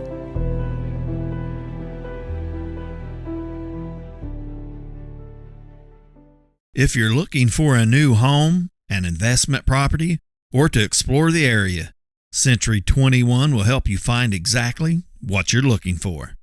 Since 1971, Century 21 Real Estate has set the standard in the real estate business. So when it comes to your home, never settle. Move with the relentless agents of the Century 21 brand on your side. Century 21 is a proud sponsor of Jacket Nation Sports and Lebanon High School Athletics.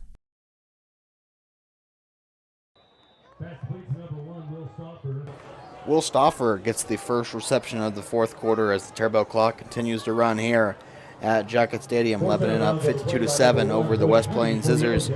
They'll move to 8-0 or 7-0, sorry, a little ahead of myself there on the season, and play host to Camden next Friday night. But before we went to commercial break, talking about that volleyball Pink Fest tournament tomorrow. During the month of September, Lebanon Volleyball paired up with the Lebanon All-Sport Booster Club for the Pink Fest tournament. And nice throw there by Jones to Houston on that right sideline, and nice catch there by Briggs. But they sold Pink Fest themed shirts to promote and support breast cancer awareness.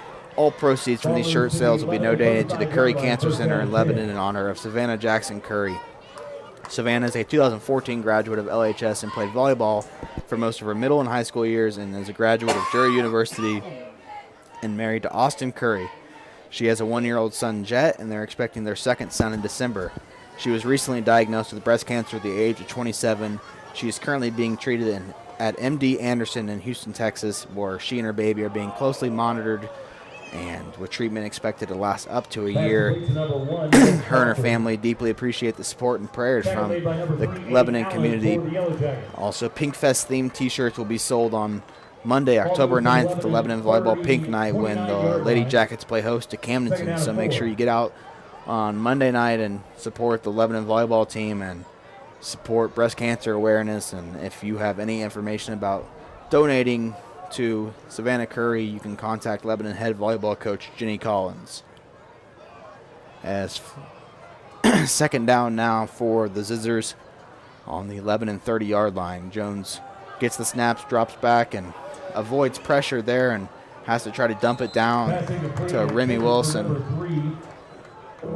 But that pass is dropped, and a third down looming for West Plains. Ball remains at the Lebanon 29-yard line, third down and 4. Great pursuit there by the Lebanon defensive line, causing him to get out of the pocket, and then a little bit of pursuit, and he forced them to throw the ball away.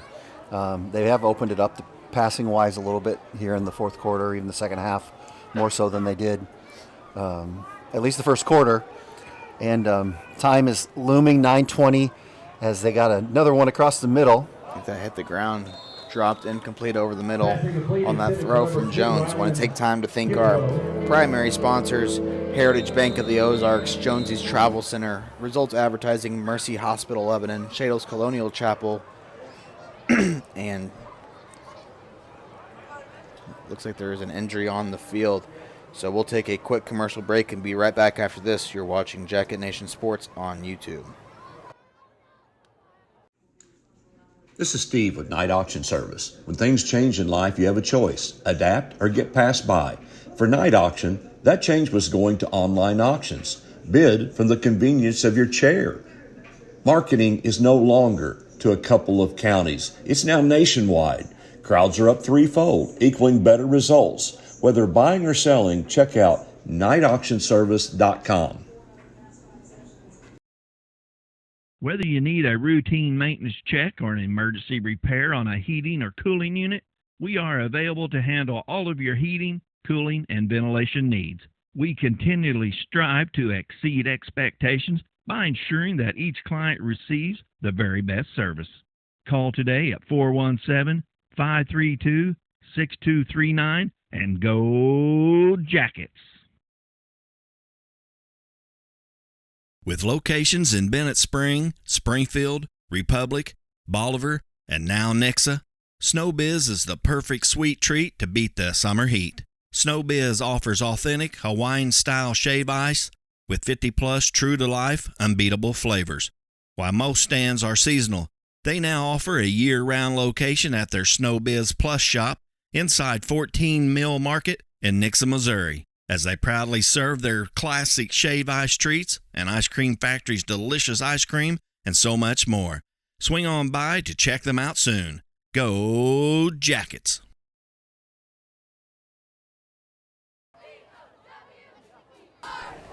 Back here at Jacket Stadium after the entry timeout, Ryland Kinslow gets a little pop pass and takes it for a first down for West Plains, and the Zizzers moving down the field in the red zone now after that catch from Kinslow. First down and 10 for West Plains. Also want to take time to thank our other sponsors of the stream, who we couldn't do this without. First Baptist Church, Lebanon, Pillar Insurance, Night Auction Service, Quality Heating and Air, Century 21, Massey's Comics, SnowBiz, Crow Paint and Glass, and Gardner and Smith Insurance. So a big thank you to all the sponsors and all the support that we've been getting on the streams. Almost time for some playoff football, Mike, and still looking to figure out how we're going to stream that. Obviously, whenever Misha playoffs come around, we'll have to stop streaming on YouTube, and fans will have to go through Misha to access streams. But we're still planning on bringing these streams to you guys on the Misha website, but stay patient with us as we try to figure out how to bring that to you. As Jones's pass is dropped, Will Stoffer on the drop pass there for the Zizzers. And just point of clarification, that has nothing to do with us and our options. That is strictly how the state dictates streams, and so you'll still get us as announcers, but it'll be through their system and their stream, I guess. So you'll have to be a ticketed thing where you have to pay per game. I think it'll be $8 to $10 for that broadcast whenever the district playoffs come around. As third down, the snap to Isaiah Jones, throws it to the right corner of the end zone as a jump ball there for Briggs Houston, and he comes up with it. A little bit of a push off, it looked like. Looked like he pushed off on Abe Allen. Nice coverage there by junior Abe Allen. Not much you can do there as the 6'7" D1 commit comes down with that. I would call that a prayer from Isaiah Jones, throwing it up to Briggs Houston. But, I mean, he just continues to impress, Mike, when you're 6'7" and have the size that he does, and you're able to have those strong hands and high point that football. Football's going to be easy for you. Yeah, he's definitely an athlete that, at the next level, probably not a wide receiver. They're saying a little bit more of a tight end. They'll put 30 or 40 pounds on him over the next few years, and he might be all right at that level with some more weight on him. And, that's a pretty nasty D1 football, competition. It's not a insignificant competition they're playing there in the conference. We'll take a quick commercial break and be right back after this. Lebanon up 52-14 over West Plains. Here at Crow Paint and Glass, we have had hometown values and service since 1946. For the highest quality paint, custom framing, glass and screen replacement, wallpaper, and more, come visit us at 390 West Elm Street in Lebanon, or give us a call at 417-532-3551. We are a proud sponsor of Lebanon High School athletics. Go Jackets! Garner and Smith Insurance in Lebanon wants you to know that they're your local source for all your insurance needs and available in person, by phone, or virtually to answer any health insurance questions. Call today to schedule a free, no-obligation benefit review at 417-532-9491. Now's the right time to evaluate your current coverage and strengthen it. Make sure that you have the plan you need with the benefits you really want. Garner and Smith Insurance, across the street from Lebanon High School, supporting the Yellow Jackets and the community since 1976.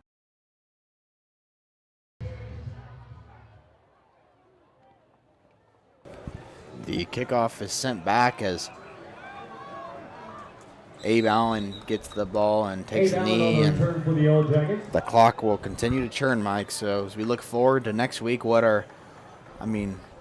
something I'm looking at is that a couple of unnecessary, unsportsmanlike penalties tonight for the Yellow Jackets. I know that will be a humongous talking point for Will Christian and his staff heading into that big rivalry game next week. Yeah, an opportunity, to get some stuff on tape and see what you're looking at. But, last week we had a couple little breakdowns on defensive coverage, and tonight some just mental things. Coach Christian will get the guys ready to play. But, it'll be interesting to see. We've not had much competition thus far in the season. And, we do still have starters in. I think Nick Allen's in at quarterback now. Is Nick Allen in? Okay. So, with 5 minutes left in the game, we get some subs in and get Nick some reps. You never know what's going to happen with Gavin. There's a whistle there. I don't know. He tried to draw the Zizzers off sides, but I think Brian Simmer called the timeout before that play clock expired. And Braden Christian will come in for LHS. Nick probably hasn't spent a lot of time in the quarterback room with Gavin learning, passing on the baton of how to get those a little Peyton Manning-like. Gavin's just good at it. Jacob Ross says another great crowd watching the Yellow Jackets tonight at the Lebanon VFW. So appreciate the people over there at the VFW tuning in to tonight's stream and the support that they've shown us. And go Yellow Jackets is right, as Lebanon will have a big matchup next week against the Campton Lakers to determine the Ozark Conference champion. Also, remember to keep praying for LHS football player J.J. Hudson as he looks to make a speedy recovery after an accident a few weeks ago. And, of course, J.J. and his family are in our thoughts and prayers as they continue that road on to recovery. 5:44 remaining here as Lebanon breaks the timeout huddle, 52-14 over the Zizzers. Ball on the 22-21 yard line. Doing a shout out to Scott Jones and the Jonesy crew. I know they're planning on showing the game. We golfed with Scott today at our FCA event, and I wanted to just say thank you, Scott. Go out and get a tenderloin. They're delicious. First down for the Yellow Jackets. Nick Allen turns around and hands the ball off to Carson Hill, who goes up the middle there for about 3 or 4 yards. So it looks like second about 6 for the Yellow Jackets, as we're starting to see some subs come in for Lebanon, get those guys off the field, and see Jax over here on the sideline with McBride. Coach McBride, I like seeing him down there. It's fun. Jax's brother also is out there coaching quarterbacks and helping out too. So I love how Coach Christian honors the alumni, the guys that have played before, and make opportunity for him here as we go off tackle to the right. Another handoff to Hill, and he moves forward for about a yard or two. Crowd's thinned out a little bit, Alex. Cold temperatures.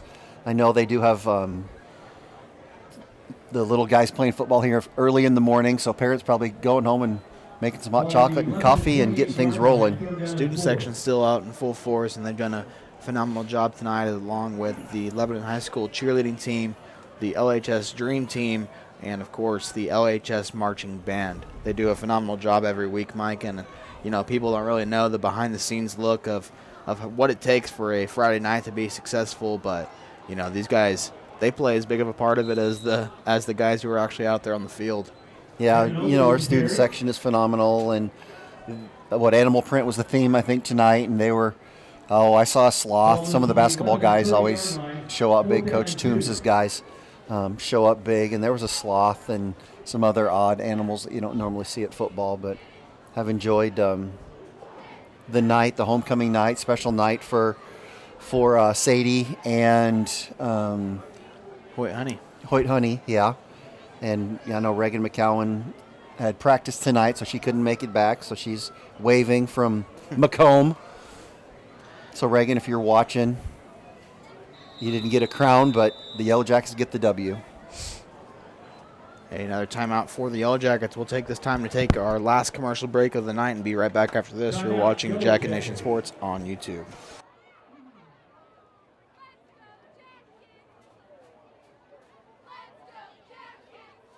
Pillar Insurance is your locally owned, independent insurance agency, providing business, personal, and farm insurance to the Lebanon community. Call Jason Russell or Gary McClure at 888-866-6050 for your insurance needs. Pillar wishes Lebanon football good luck this season.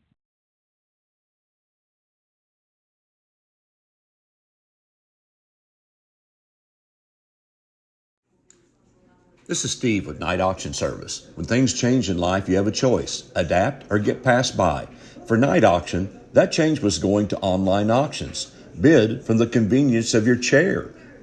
Marketing is no longer to a couple of counties. It's now nationwide. Crowds are up threefold, equaling better results. Whether buying or selling, check out nightauctionservice.com.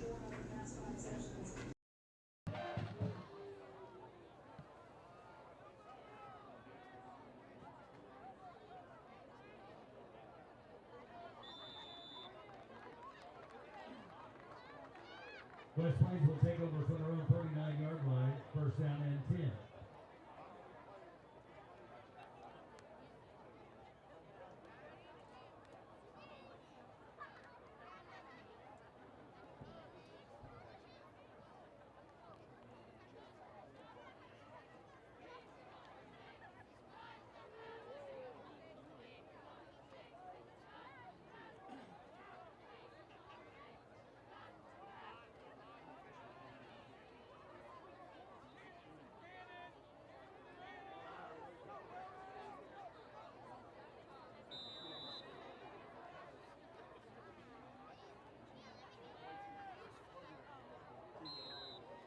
Passing complete, intended for number 1, Will Stalker.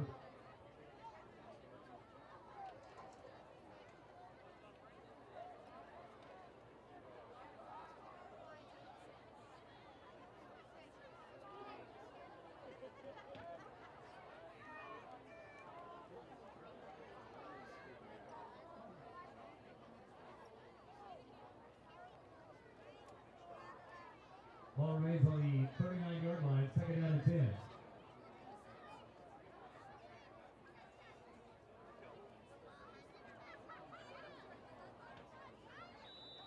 Pass complete to number 2, Ryland Kinslow. Tackle made by number 28, Avery Starnes for the Yellow Jackets.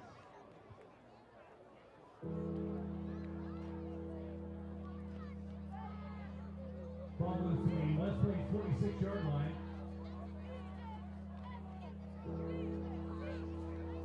Third down and 2.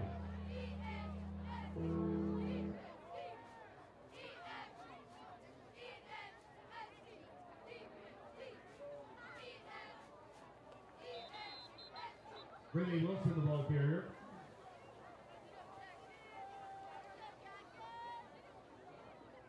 Tackle made by number 55, Payson Woods for the Yellow Jackets. Ball moves to the 11 and 48-yard line, first down and 10.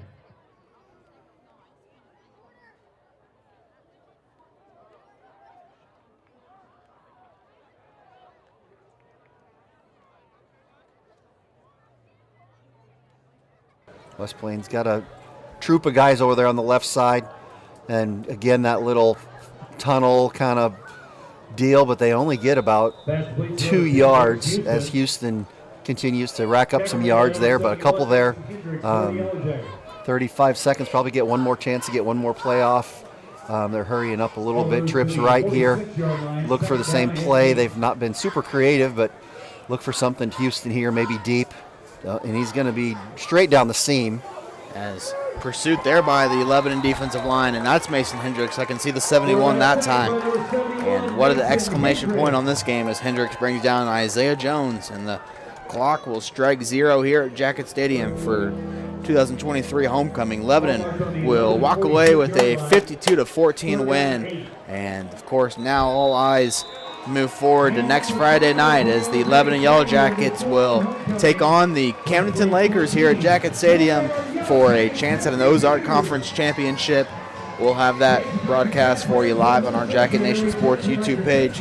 Make sure if you haven't already, hit that subscribe button, like the video, and share it out with your friends. Let people know about how to watch Lebanon High School athletics. And we appreciate the support that we've been getting. Mike, any last words for you before we sign off here? Man, I again, continue to be impressed by the fast start. We questioned a little bit the preparedness of the guys after Coach Christian's comments, and they came out ready to play. And they've got a week of preparation where the weather's going to be turning a little bit, to be chilly next week, similar to tonight. And it will be a packed house next week. And a week from tonight, we will know a whole lot more about what the Ozark Conference race is going to end up. So for Alex Boyer, alongside me, Mike Flanders, for our video producer, Austin Shoemaker, and our scoreboard producer, Garrett Brown, we appreciate everybody tuning in for our Week 7 stream as the Lebanon Yellow Jackets defeat the West Plains Zizzers 52-14 on homecoming night here in Laclede County. Of course, want to congratulate Sadie Rink on becoming a homecoming queen, along with Hoyt Honey on winning homecoming king. We'll have Lebanon head football coach Will Christian in just a few minutes here on the Jacket Nation Sports post-game show. For now, enjoy some words from our sponsors, and we'll be right back after this.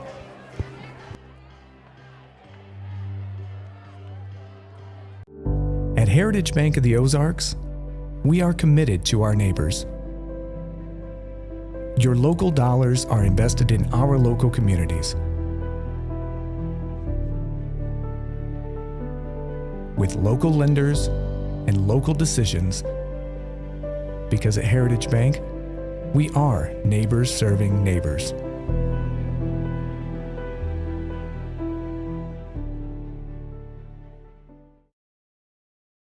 Hey, let me tell you the secret successful businesses already know.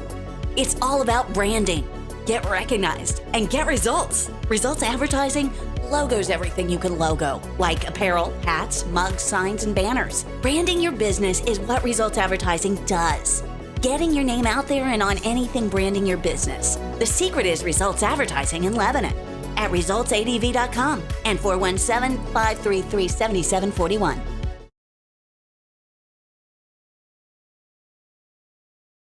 Losing a loved one is painful, but at Shadle's Colonial Chapel, we make the hard times a little easier to bear.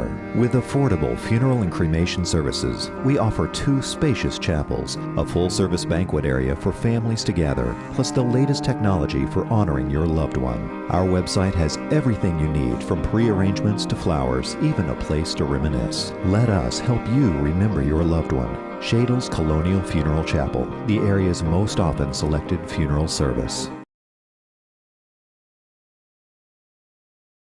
It's a beautiful morning, Scotty, and we have an early game today. That injured list, it's getting longer by the minute. Not to mention, there's apparently a nasty virus sweeping through the locker room. Yeah, but these players, they're in good hands. All of them need to feel their best this season, Scotty. Yes, they do, Jack, because this team is on track to win it all this year. Every day, Mercy's team is ready to take care of yours, bringing you the care you need now. Find out all the ways to access Mercy at mercynow.net.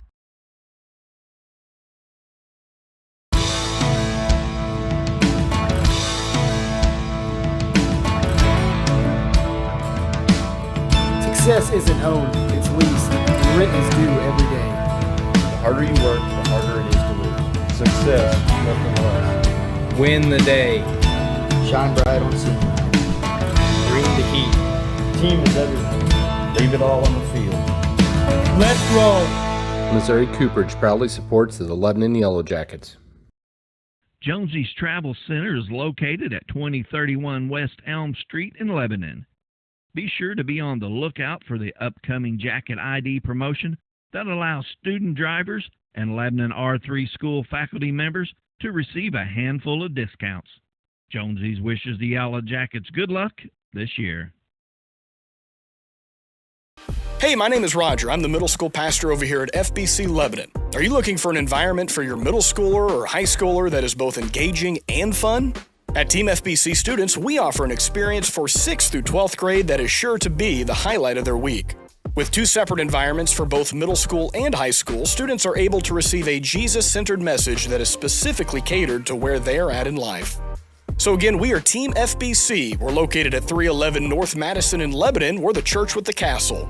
Our services begin every single Wednesday at 6:30 p.m. and include music from our student-led band, fun games and activities, and a gospel message. We can't wait to see you this week at Wednesday night at Team FBC Students.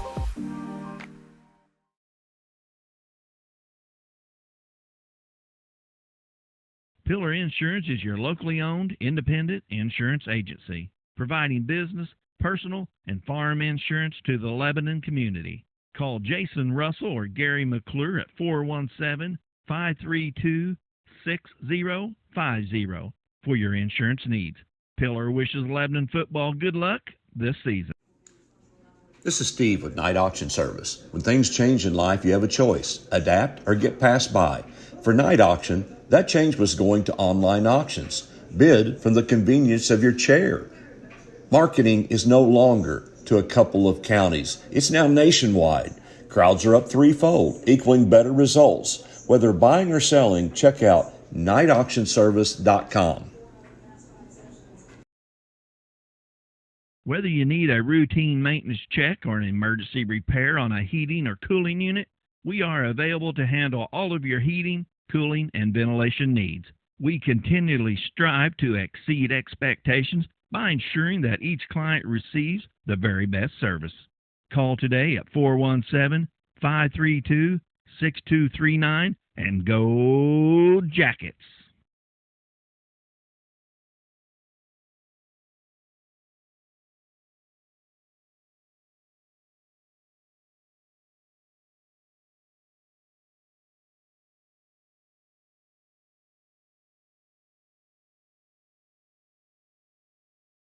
If you're looking for a new home, an investment property, or to explore the area, Century 21 will help you find exactly what you're looking for. Since 1971, Century 21 Real Estate has set the standard in the real estate business. So when it comes to your home, never settle. Move with the relentless agents of the Century 21 brand on your side. Century 21 is a proud sponsor of Jacket Nation Sports and Lebanon High School Athletics. Do you like comic books, toys, video games, and collectibles? Massey's Comics has what you need. The locally owned comic shop has a wide variety of new and vintage collectibles, with new books coming out every Wednesday. Massey's Comics is located at 727 South Jefferson Avenue in the King Cash Savers Shopping Center. For more information, check them out on Facebook and Instagram at Massey's Comics. Here at Crow Paint and Glass, we have had hometown values and service since 1946. For the highest quality paint, custom framing, glass and screen replacement, wallpaper, and more, come visit us at 390 West Elm Street in Lebanon or give us a call at 417-532-3551. We are a proud sponsor of Lebanon High School Athletics. Go Jackets!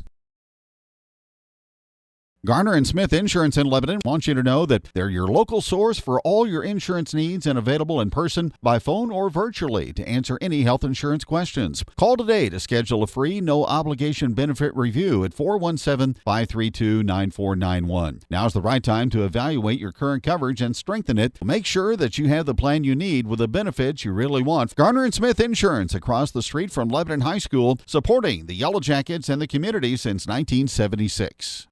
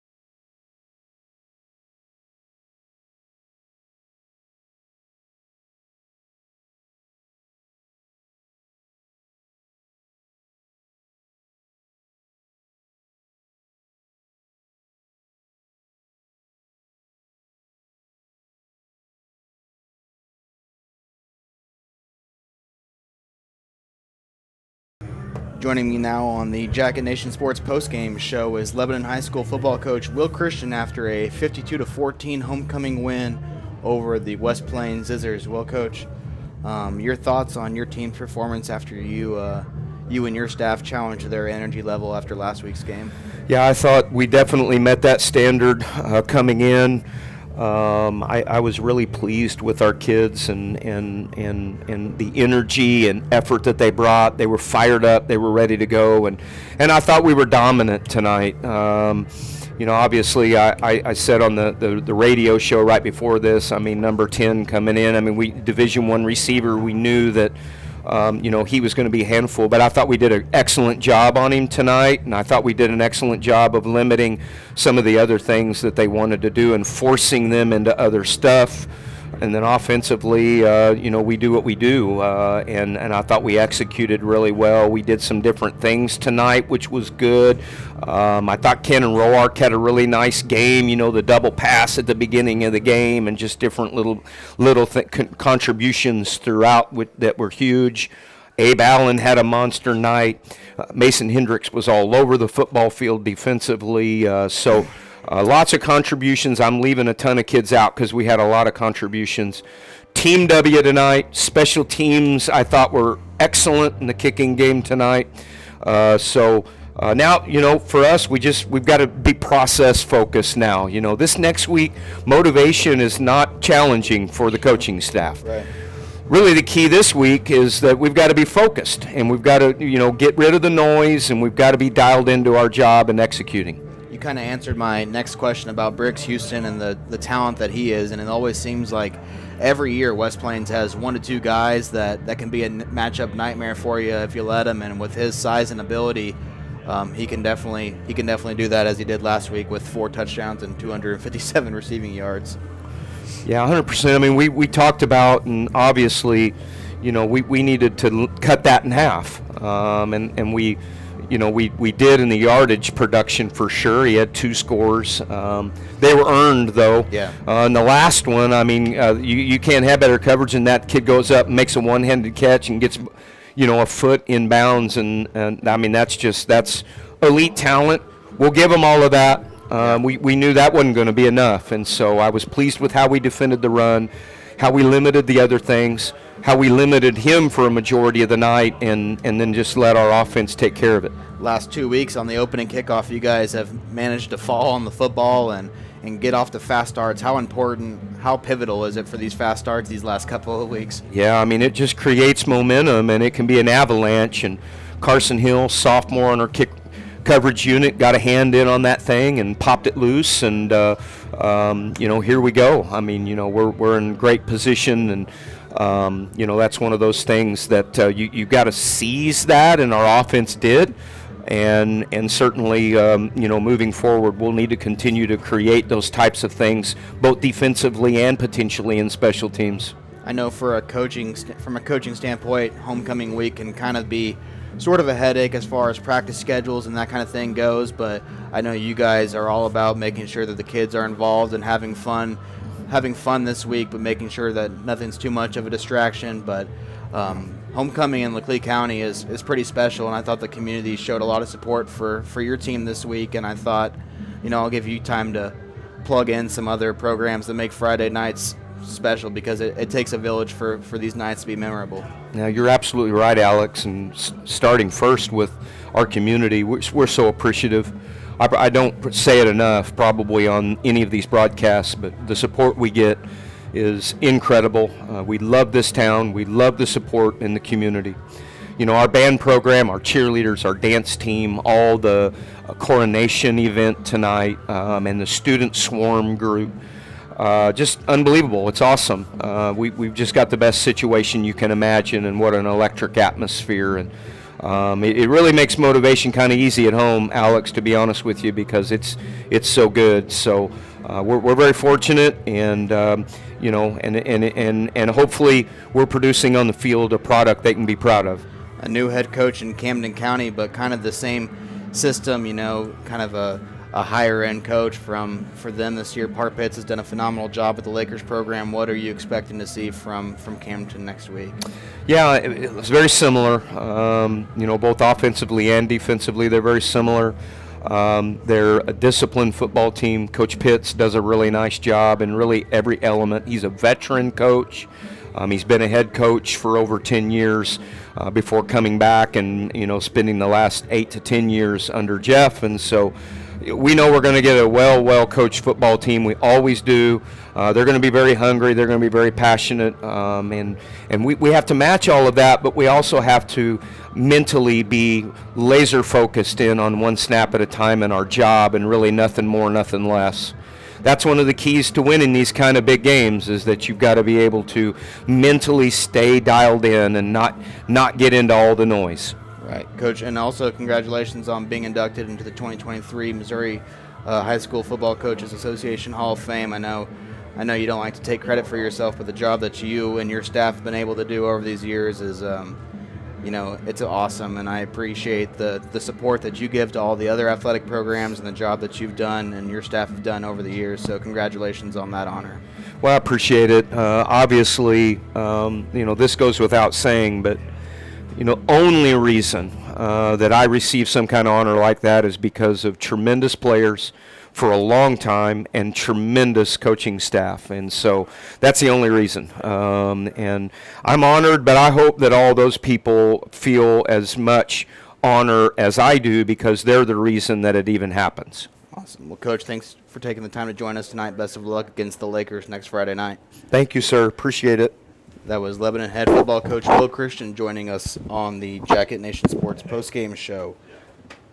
Lebanon coming away with a 52-14 victory over West Plains on homecoming night here at Jacket Stadium. We'll have coverage next Friday night as the Yellow Jackets look to claim a Ozark Conference championship. They'll have the Lakers coming to town. We'll start our broadcast around 6:30 next Friday night.